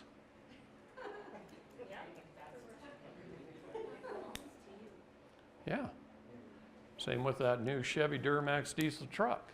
Just put that 75,000 on this. If I walk into a Chevy dealership, I happen to like Duramax diesels. I like the crew cab, long bed, fully decked out, LTZ. $75,000, $80,000 trucks, right? If I walk in there with $80,000 or whatever it is, and I lay it down on a table, at that moment in time, I own that truck. But the salesman looks at me and says, give me another $250 for title, license, and registration, please. I say, no, that's okay. I'm buying it to export to a foreign country. And then he gives me the MCO and MSO after I sign a little statement that I'm buying to export it. And then I get in the truck and I sit down and I roll the seats back. I turn the key and I drive out of the dealership, and when I land on the road, I'm exporting it from the state of Oregon to Oregon, a foreign nation. I own the truck as a man. It's a private for-profit entity. I'm not going to use it as an Uber. Now, if I wanted to use one as an Uber, I could file it under my vessel name in international commerce, but then I'd have to license it with the state. Hey, I've walked into federal courthouses and I've done this. Here, I want to open a federal case under a miscellaneous case number. Here's my $400. I'm going to be filing paperwork later. We'll convert it into a civil or a criminal case. And I walk out. What's that for? They just open a case number. They give me a CUSIP number under a miscellaneous filing for me to do something with later. And that would be another CUSIP number added to your CUSIP number. No, it's a CUSIP number that I can do something with. I control that. So now I can attach that to my birth certificate number, and I can use that to claim my minor estate by calling for a probate judge to adjudicate it. And then Mary has to contact the bean counters and find out how much I owe on the debit side and how much I have on the credit side. And that all goes through that probate judge who pays off all the debts. And then whatever's left, I claim half. Because half's mine. But I don't want to take it. You just want to keep letting. They're good investment managers. They've proven themselves to be good investment managers. Leave it there. What if I get in trouble sometime and I need something to draw on? Now I just walk into court and I settle the matter. Here's my birth certificate. Here's my CUSIP. Here's my credit card. Let's settle the matter. What's the penal sum? See, if I get indicted. See, here's the problem with an indictment.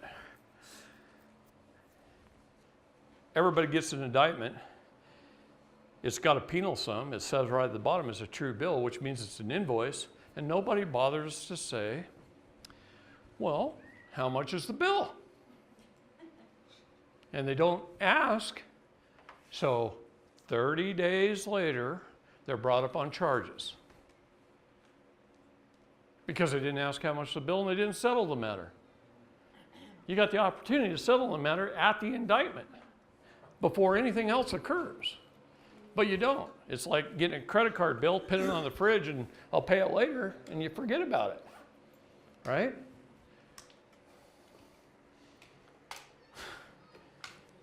So typically, how much would an indictment be? Who sets that number? What are you being charged with? What crime did they put on the invoice? Is it fraud? A federal case, a felony of fraud is $2 million penal sum. I know that because I fought one of those cases. 4 you'd felony have to counts go of in there- fraud, $8 million. So you'd have to go in there and pay $2 million. That's right. So you just hand them Or your go credit pay- card. It's got $100 million in your account. Let's take care of that right now. Settle the matter. So you're giving more money to the state from your minor account. If you committed the crime, you have the option of fighting it. You can say, I declare my innocence. I'm not going to pay it. I'm declaring my innocence. Let's go to trial. I think I can convince a jury. I can walk in and establish my status, my standing, my jurisdictions, and I don't think I'm going to lose. Fine. Or you can say, these guys are making $10 million a month on my account. What's $2 million? No hassle, no problem. I don't have to go to court. Maybe it's worth $2 million if you've got $50 million in the bank. And then again, You see what I mean? The only reason why you could be found or in trouble is if you committed murder or something. Right. So if it's not something. Right. major, then And other than that, I have limited diplomatic immunity as a state national. Read the Geneva Conventions. We the people, the state nationals, have limited diplomatic immunity as per the Geneva Conventions. Both of them. Sure it is. But who cares? It's a civil matter. It's just a bill. It's just an invoice. They can't hold your body as surety. No sweat off your brow, no time in jail, no 3 hots in a cot, no blood off your hands. You know? If the money doesn't matter that much, they're being good money managers and managing your account. If I know they're going to make $10 million next month, what's 2? Let them have it. Let them fund government. I'm not going to pay any income tax. I'm not going to pay any property tax because my own land's in land patent. I'm not going to pay them any fees at the DMV. We are supposed to pay for 19 governmental services. Now, this is a great way to do it. See, it's all in how you look at things. It's right here. It's how you look at it. It's just an invoice. Just pay it like you would your light bill. By the way, you can use a credit card for your light bill too. 90% of the reason you get in trouble is because you say too much. Okay? You be at peace. You take control. You have authority. It's how the FBI operates. The only way they have authority is they wear the suit. And they walk in and they intimidate everybody. We're taking over. And we've all been brainwashed by TV that That's right. We're taking over. They don't even have any congressional authority to even exist. No corporate charter. None. We the people can run for office, and when we walk in the door of our office, I'm a state citizen. When I walk out the door of my office and go home, I'm a state national. We the people created government. We run our government. When we serve each other, the people, I'm a citizen. I'm an employee of government. What if you violate that? When I walk in. With an emoluments violation is the only way you can violate that. That means I step outside of my scope and authority. And then you, as another state national, can hold me accountable as a state citizen. but not another citizen. You have to hold me accountable as a state citizen. It's we the people's job to self-govern, to watch our elected public officials and to call them out for the things they do wrong. What did I tell you our 2 jobs were yesterday? We only have 2 jobs in life. That's it. Correct the errors our public servants make and to educate them so they don't do it again. That's it. The rest of the time we could be fishing. camping, hunting, riding motorcycles, whatever you want to do. Well, yesterday they arrested Millie, thank you, Millie Weaver. Couldn't think, her last name just went through my head. Yesterday, showed up at her house, right in front of her kids, arrested her. They didn't have a warrant, they didn't have their indictment, they didn't have nothing. And she just went with them. I wouldn't even open the freaking door.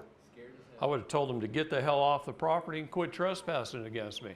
If you want to talk to me, you come back with a warrant. That warrant, and I'm going to tell it to them like this, it better be from an Article 1 or an Article 3 court. It better have a raised court seal. It better have a wedding signature of a judge. It better be backed up by a claim or affidavits or testimony sworn under the penalty of perjury that I did something wrong, and then I'll go answer for it.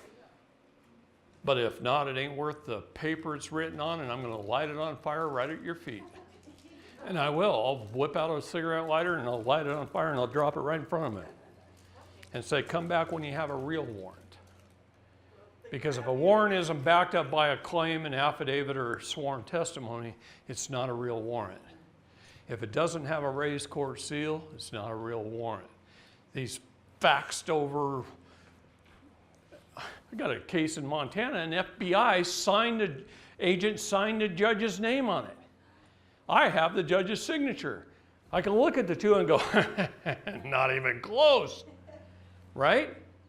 This is what we got to do. We got to have some knowledge so that we know what to say. Is this also where your castle doctrine, so that you can, does that have anything? Absolutely. That's what I'm thinking, is they can't just come in and take you away. You can defend yours. Since governments have chosen to incorporate themselves, they must follow the same rules as any other corporation. That is right out of a Supreme Court case. So are you telling me a guy wearing a Walmart t-shirt can show up at my house and throw me in jail? Neither can the police officer from the city of Riverton. He's a private for-profit entity. He's not government. He's de facto. He's acting as a governmental services corporation. As a lawful agent? No, No? a legal agent. He's not lawful. He's acting as a legal agent. A legal agent is unlawful. Which would be color of law. It's color law. So under Title 18, Section 242, he's depriving me of my rights under the color of law. He can't do that. Sorry, buddy. Repeat the title again? Title 18, Section 242. If two or more come, let's just say he comes with a CPS agent to take my kids. If two or more come, it's Title 241. It's a conspiracy to deprive me of my rights under the color of law. He can't do that either. I love the U.S. Code.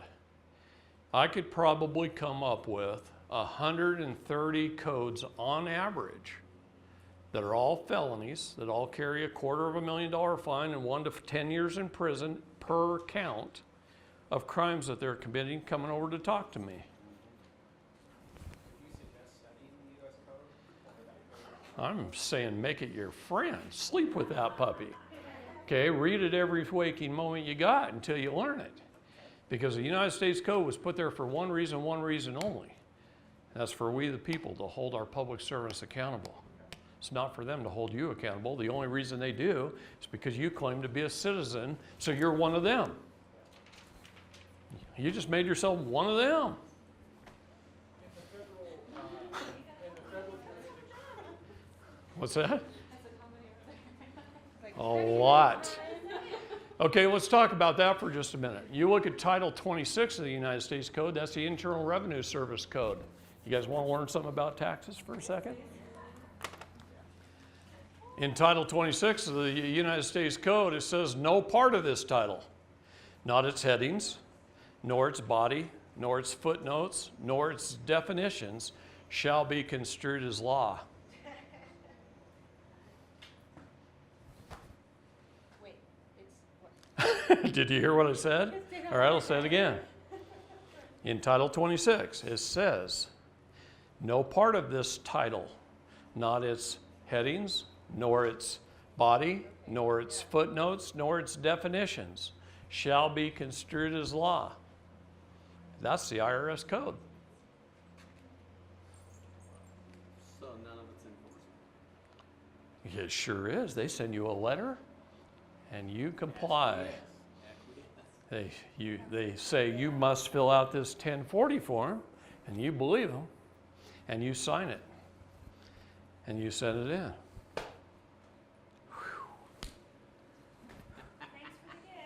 Thanks for the gift. Thanks for the gift. State nationals have to. Read the books written by former heads of the IRS. It's funny. In every book written by every former head of the IRS, and every one of them writes a book. You can buy them at Barnes and Nobles.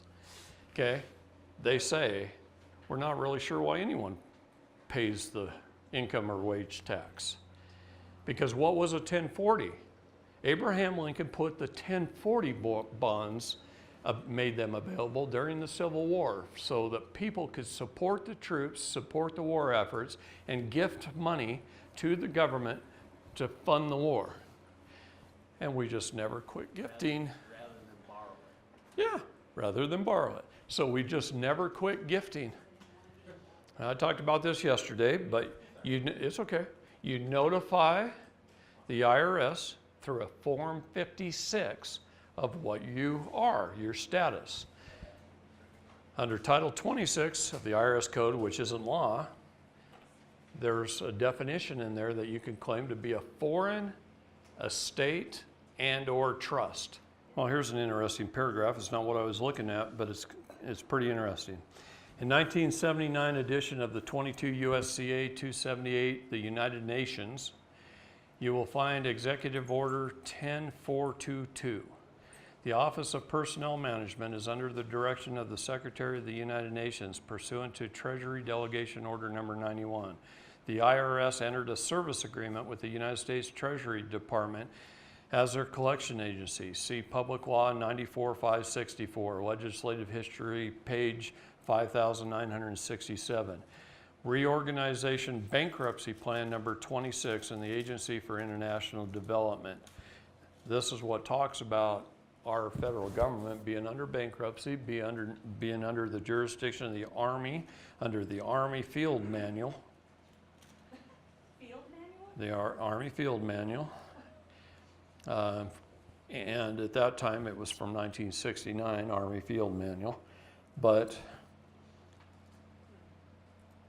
it shows that the IRS is an agency member of the 169, at that time, nations pact called the International Crime Police Organization, or Interpol. That's found at 22 USCA 263A. The Memorandum of Understanding between the Secretary of Treasury, EKA, the corporate governor of the fund, and the bank, which is the International Monetary Fund and the International Bank for Reconstruction and Development. So that's the fund name and the bank name.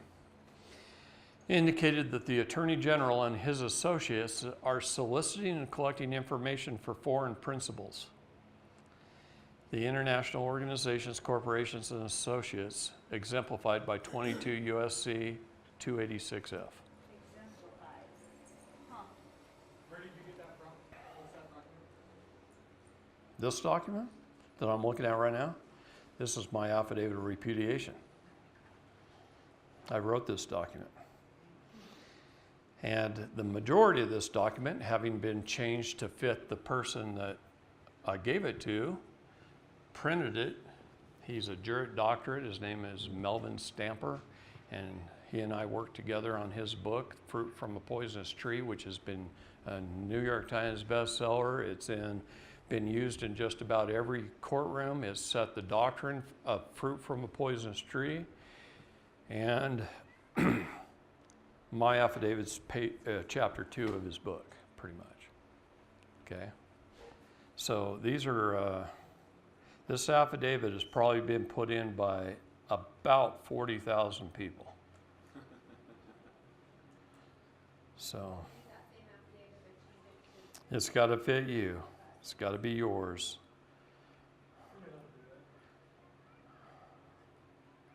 Anytime you take anyone's document, as I said yesterday, and you make it yours, It has to fit your situation, otherwise you're committing a felony under the penalty of perjury. Did you know the U.S. adopted the common laws of England with the Constitution? Anybody know that? No. Okay. No, because we're not taught. Did they realize? All right. Here's what I was looking for. 26 USC 7701 A31 is a tax exempt foreign estate and or trust. So what I do is I use a Form 56. I notify the IRS that I am under that title of their code, which isn't law, but they go by it. Doesn't apply to me, but they go by it. And that notifies them that that's what I am. And then if I wanted to go work at an employer, when I went to their HR department, I would fill out a W8BEN. W8BEN instead of a W4. Now what is that? And under the W8BEN, I'm tax exempt.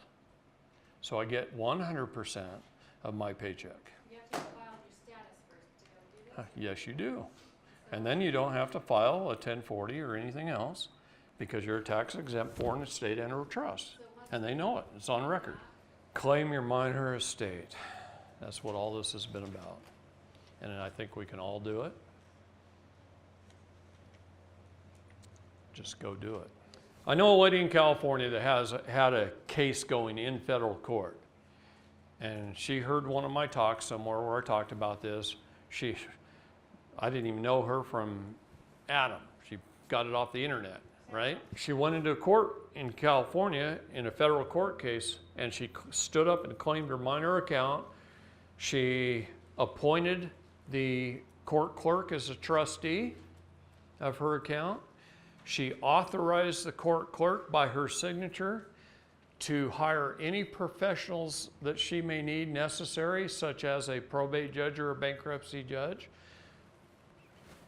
to claim her minor estate, and she asked for half. She walked out of the courtroom with a check for $45 million. That's after they settled it, all her debts and everything. $45 million. She got a check. I wouldn't recommend that. I recommend to let them manage it. Yeah, 'cause they're gonna keep on adding more to it. Oh, they have the ability to hypothecate. And that's a rare, wonderful thing. I wish I could hypothecate all my investments. Well, I'll put it this way. I know a guy that took $100 million and he hypothecated it, and in 10 days, it was worth $1.2 billion. Good job if you can get it.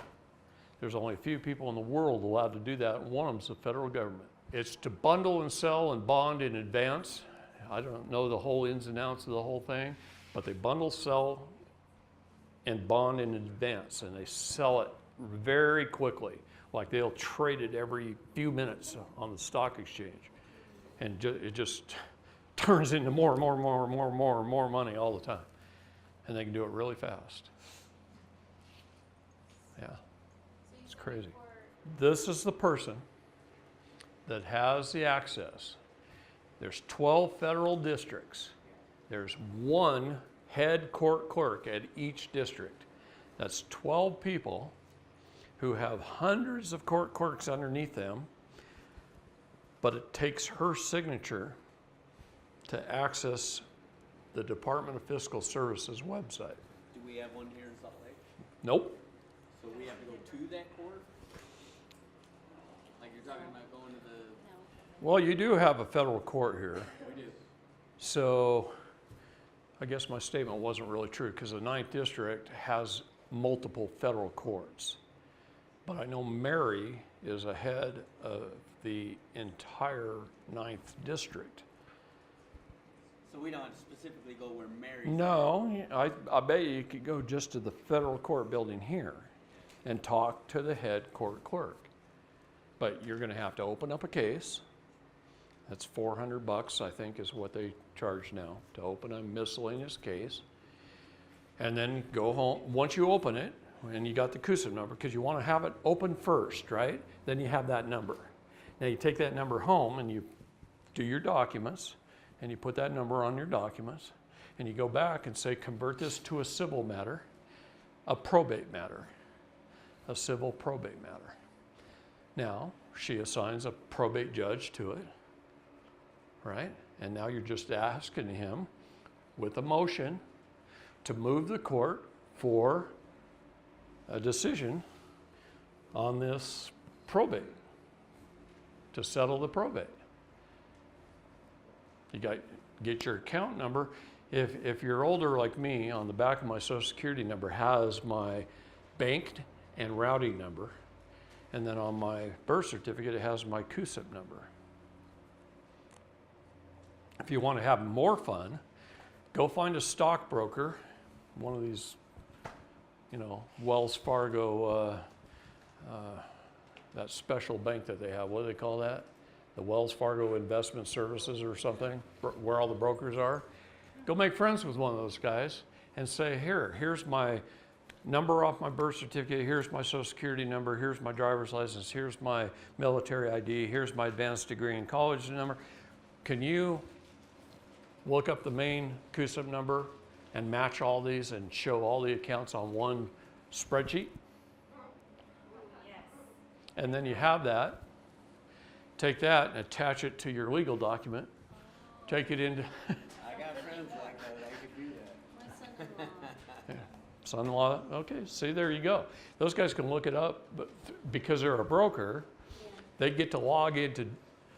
It used to be anybody could just log into Fidelity and do this, okay? But now they've kind of separated their website into broker-only information and general public information. So now it takes a broker to really look up the good stuff. Two sides of the coin right now. You got good and evil.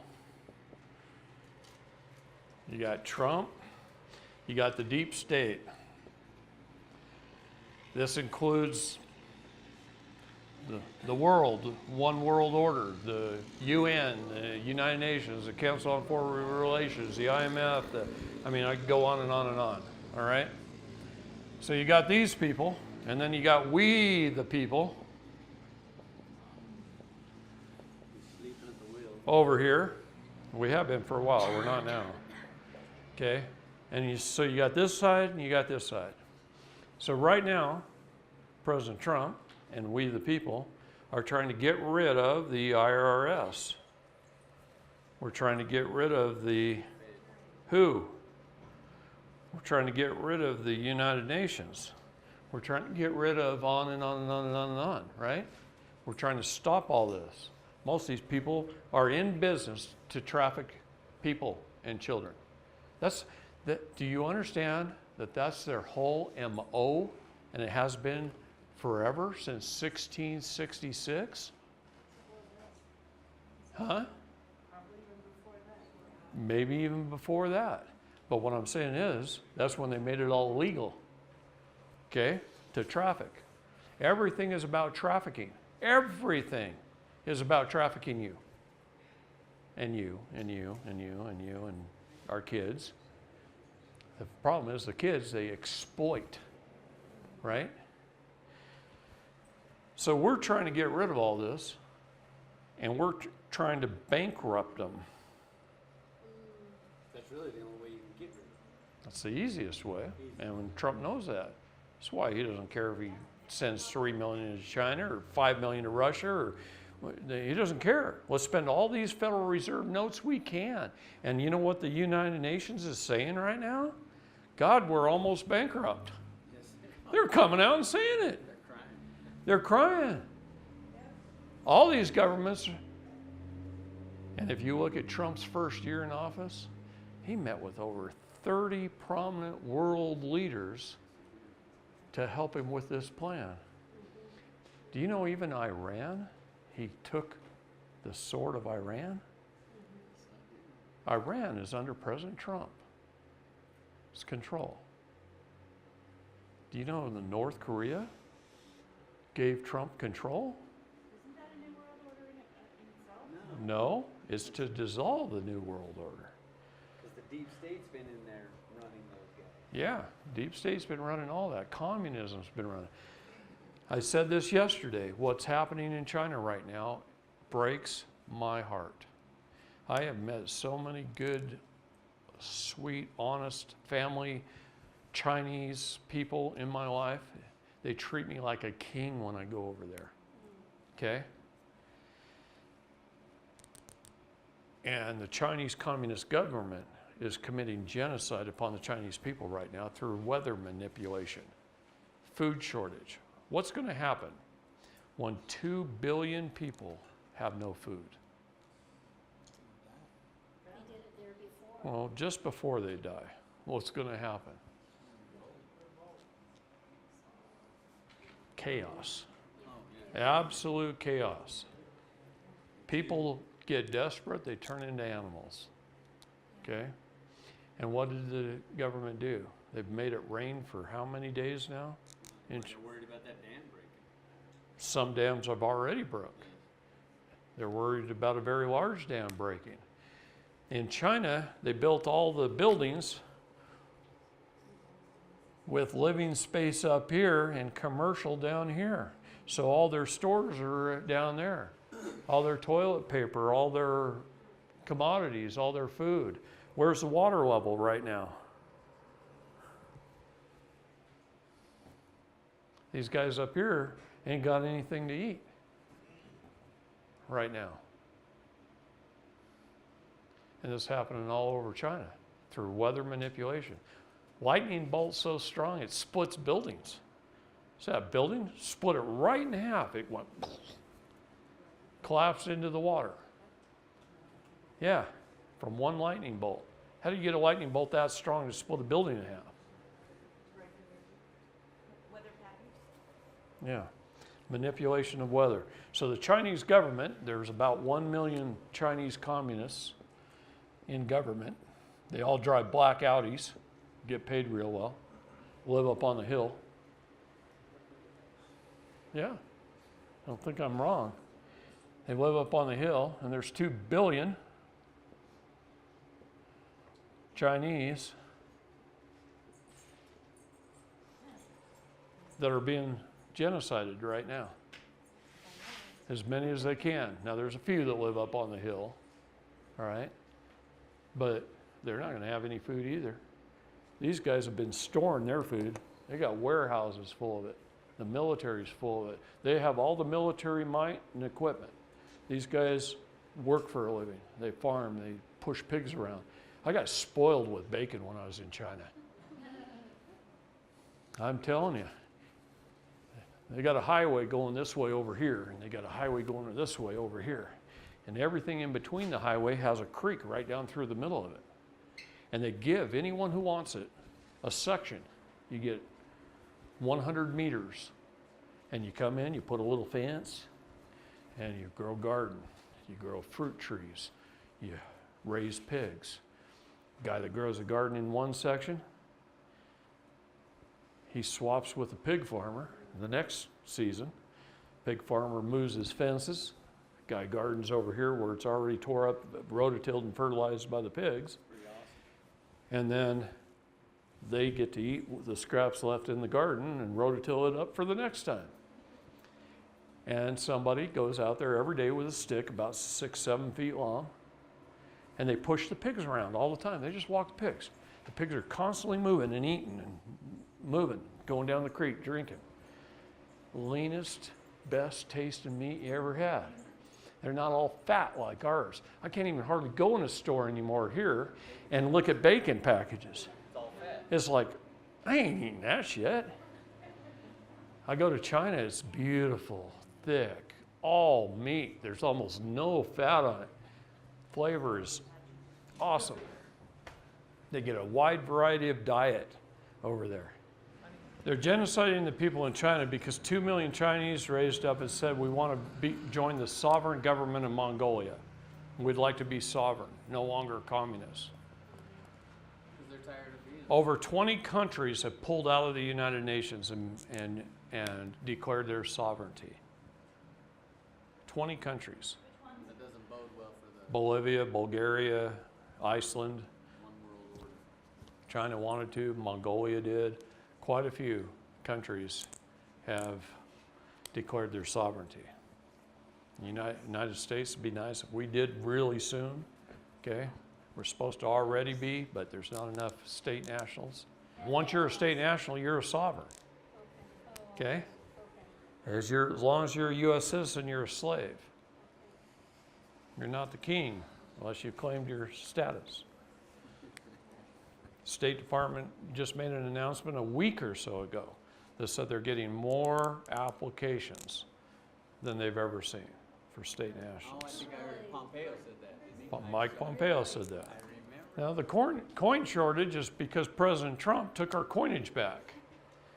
See, he says things like, I, Donald J. Trump, as President of the United States of America, do hereby take back the coinage of the United States.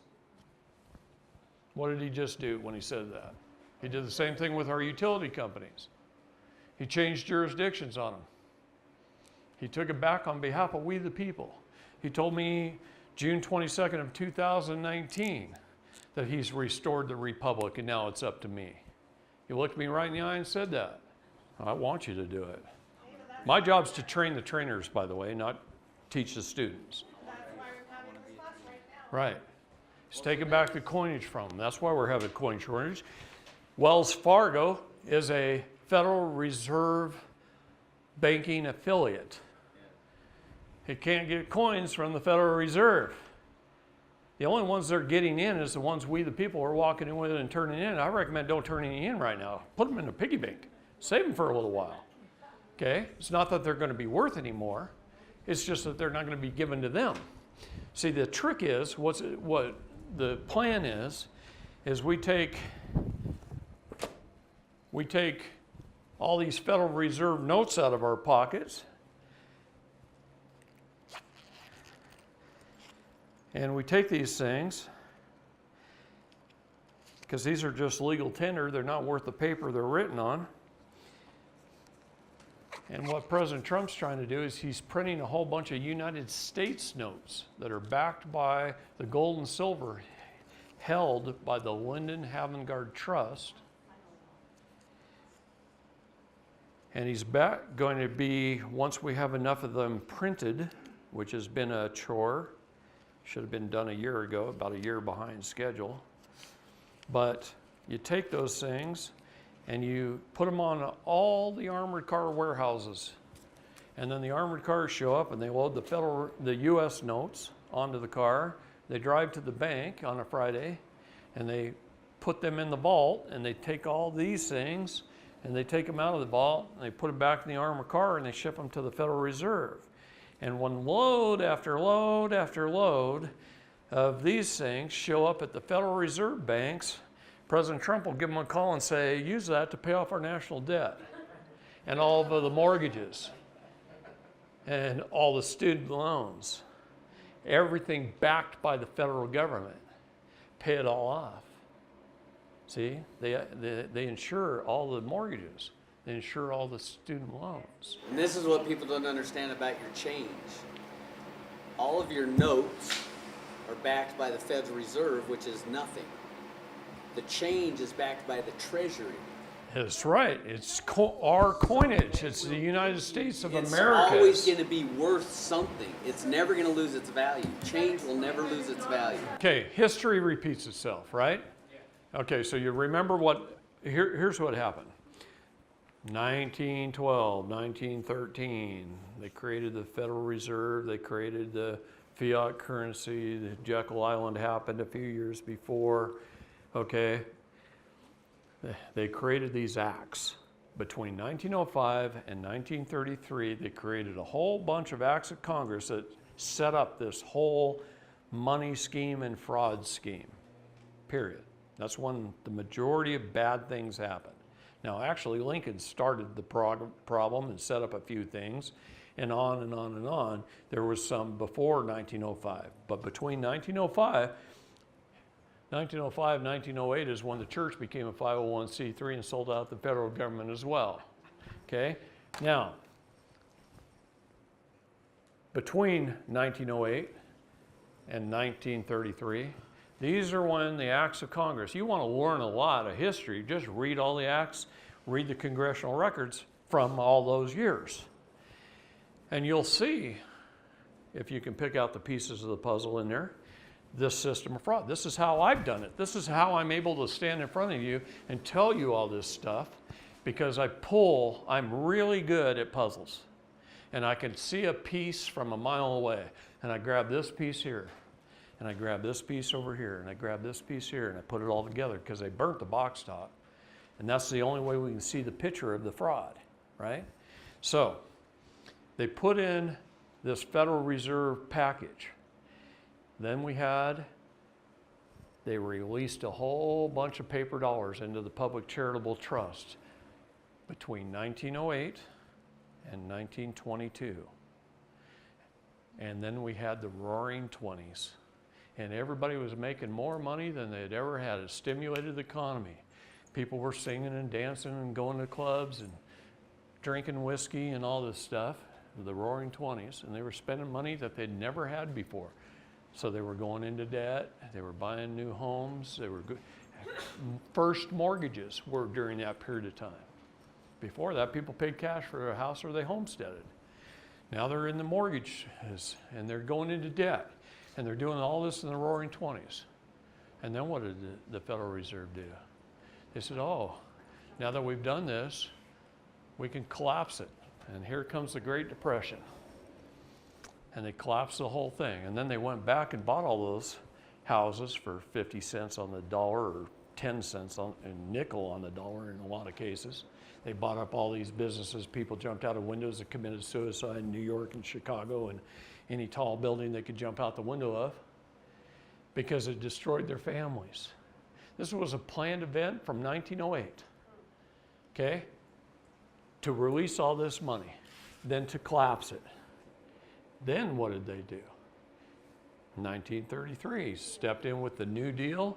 They set up the Social Security program. They made all you citizens. They set up the Cesta QV Trust, and they did more than that. They confiscated all of my grandfather's gold. He was a geologist for the state of California, and they took over $1 million in gold from him at $20 an ounce. Do you know it's $2,000 plus an ounce right now? Do you know what had happened if he would have passed that down to me right now? What I'd be worth? They took over $1 million from him. Okay? Yeah. I'd be a billionaire. One swoop. Yeah. So here's the issue. They did this. They manufactured this. They developed the plan. Okay. This is a poster that was drawn up by Mr. Aldrich and his buddy Crozier. They call it the octopus. It's the Aldrich plan. This was what they presented on Jekyll Island, the meeting of the bankers that set up the whole Federal Reserve. Can you see that? Do you know it's spoken of in the Bible? The monster that rises up out of the sea, and okay, this was the start of the downfall. Okay? I've seen that picture. All right. Evil rarely looks evil until it accomplishes its goal. It gains entrance by appearing attractive, desirable, and perfectly legitimate. It is a baited and camouflaged trap. It's a good quote. Edward Mandell House was he was not a public servant. He never served one day in government. But he had the ear of several presidents, including being a chief private advisor to Woodrow Wilson. Okay. Prior to 1912, Woodrow Wilson quoted, "Since I entered politics, I have chiefly had men's views confided to me privately. Some of the biggest men in the United States in the field of commerce and manufacturing are afraid of somebody. They are afraid of something. They know that there is a power somewhere so organized, so subtle, so watchful, so interlocked, so complete, so pervasive, that they had better not speak above their breath when they speak in condemnation of it or fear for their lives. They were talking about the Illuminati clear back then. Okay? Now, in 1921, in his final speech as president, he said, "I am a most unhappy man. I have unwittingly ruined my country. A great industrial nation is now controlled by its system of credit. We are no longer a government by free opinion, no longer a government by conviction and the vote of the majority, but a government by the opinion and duress of a small group of dominant men." That was his final speech, a quote out of his final speech as president. Okay? Why did he quote that? Okay? In a meeting in the Oval Office with Woodrow Wilson and Edward Mandell House, Edward Mandell House said this. Now, Edward Mandell House was the one that gathered the bankers together on Jekyll Island. He was a Texas oil billionaire, okay? And he had the ear of several presidents because of his wealth. And he said this: "Very soon, every American will be required to register their biological property in a national system designed to keep track of the people, and that will operate under the ancient system of pledging." I pledge allegiance to the flag, right? "By such methodology, we can compel people to submit to our agenda, which will affect our security as a chargeback for our fiat paper currency. Every American will be forced to register or suffer being unable to work and earn a living. They will be our chattel, and we will hold the security interest over them forever. By operation of the law merchant under the scheme of secured transactions, Americans, by unknowingly or unwittingly delivering the bills of lading," the birth certificates, "to us, will be rendered bankrupt and insolvent, forever to remain economic slaves through taxation, secured by their pledges. They will be stripped of their rights and given a commercial value designed to make us a profit, and they will be none the wiser. For not one man in a million could ever figure our plans. If by accident one or two should figure it out, we have in our arsenal plausible deniability. After all, this is the only logical way to fund government, by floating liens and debts to the registrants. Register your birth certificates, register your cars, register your kids, on and on. In the form of benefits and privileges. This will inevitably reap to us huge profits beyond our wildest expectations and leave every American a contributor to this fraud, which we will call social insurance." Became the Social Security Act. "Without realizing it, every American will insure us for any loss we may incur, and in this manner every American will unknowingly be our servant, however begrudgingly. The people will become helpless and without any hope for their redemption, and we will employ the high office of the president of our dummy corporation to foment this plot against America." Who wrote this again? This was a speech, the talk of Edward Mandell House to President Wilson, Woodrow Wilson. He kind of lays it out right there, right? The whole system of the fraud. Does that qualify as capital felony treason? Sure as hell should be, if sedition, if nothing else. They do it under the 1917 War Powers Act, the Trading with the Enemy Act, the crash of 1929, the security of our gold. Here's the three flags we have: the flag of peace, the flag of war, and the captured flag. Show me the captured flag. Captured flag has gold fringe around it. I thought that was Admiralty flag, is what I read. Maritime flag, lost at sea. Admiralty flag is a captured flag. When the pirates would capture another ship, they would pull their flag down, sew a fringe around it, hang it up underneath their flag on their ship, saying that they captured this ship. Which in turn, And they just hope to fill up their flagpole with captured flags. And that's exactly what the Bar Association did to us. Yes. They displayed it in every courtroom as a captured war flag. That's why it's in the courtrooms? 'Cause Yes. So that It's called inland piracy. The Shepherd-Towner Maternity Act created the birth registration, known as the birth certificate. Okay? Yeah, Shepherd-Towner Maternity Act. I mean, I can go back to all the acts of Congress that set up this whole system of fraud. It was done precept upon precept, and it set it all up. Between 1900 and 1904, there's a set of cases called the Insular Tariff cases. Those cases were a series of Supreme Court cases that gave Congress permission to create a separate nation using the federal territories and possessions as states, like Guam, Puerto Rico, American Samoa, and others, became a union of states known as the United States of America Minor. From then on, Congress began referring to this entity as if it was referring to the continental United States. So they used the Supreme Court to set up all of our U.S. territories as the United States of America Minor, and then they started referring it, and this is how they took away our de jure government of the United States of America and made it de facto. And they just used it a little at a time. So who ran the Supreme Court? Bar Association. They've stole this country.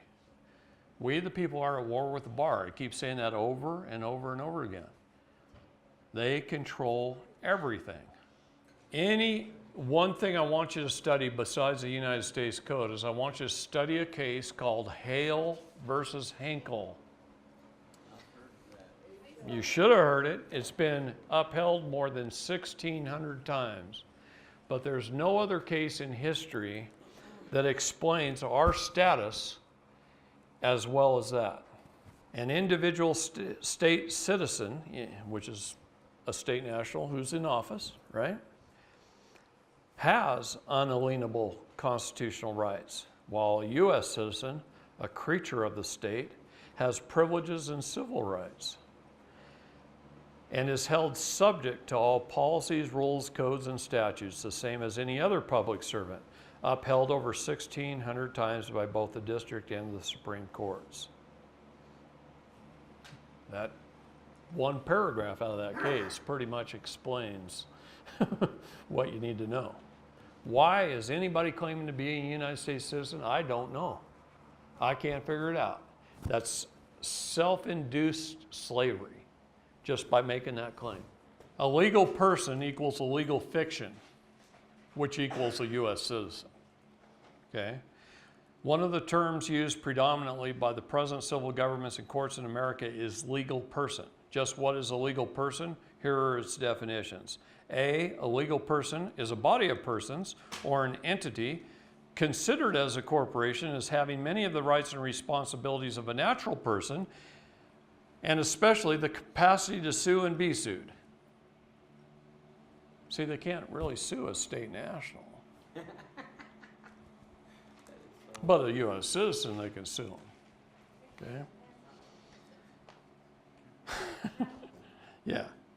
Anyway, I could read that whole page, but you get past that, there's no sense. So it's a state national, you don't sue, you claim.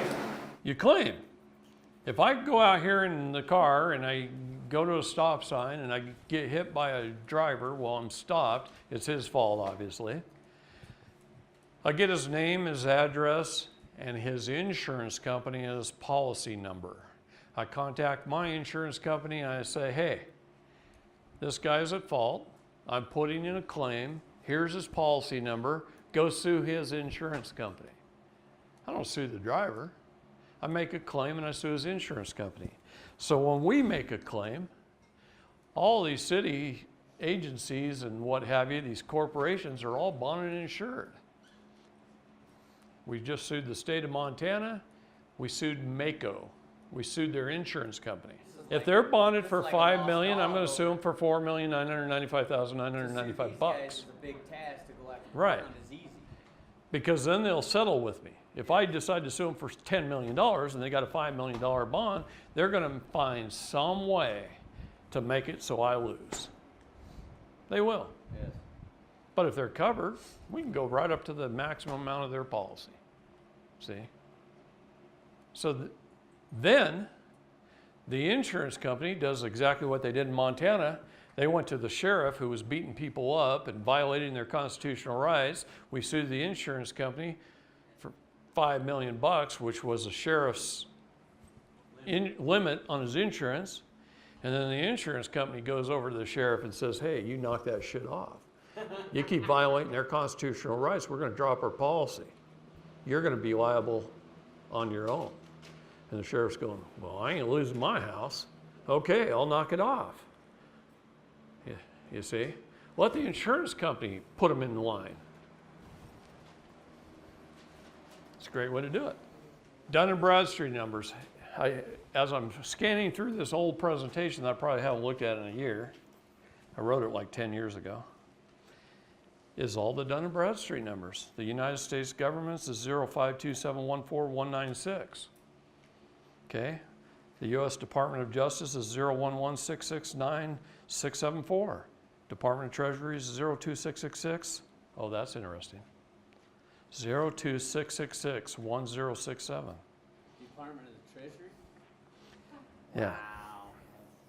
Anyway, I got page after page of them here. You want to know states? I even have the National Aeronautics and Space Administration's, NASA's, and U.S. Food and Drug Administration is 138182175, and we're suing them right now. She's been acting as one of my paralegals and doing things for me over the last year. And I have a few of those around the country. One of them's a judge. She acts as paralegal sometimes. And so we can handle some of this stuff. But here, let me go to the state of Utah. State of Utah 009094310 or 4301. The city of Salt Lake City is 017096780. Which one? State of Utah 009094301. City of Salt Lake City 017096780. So after lunch, we're going to talk about know thy enemy.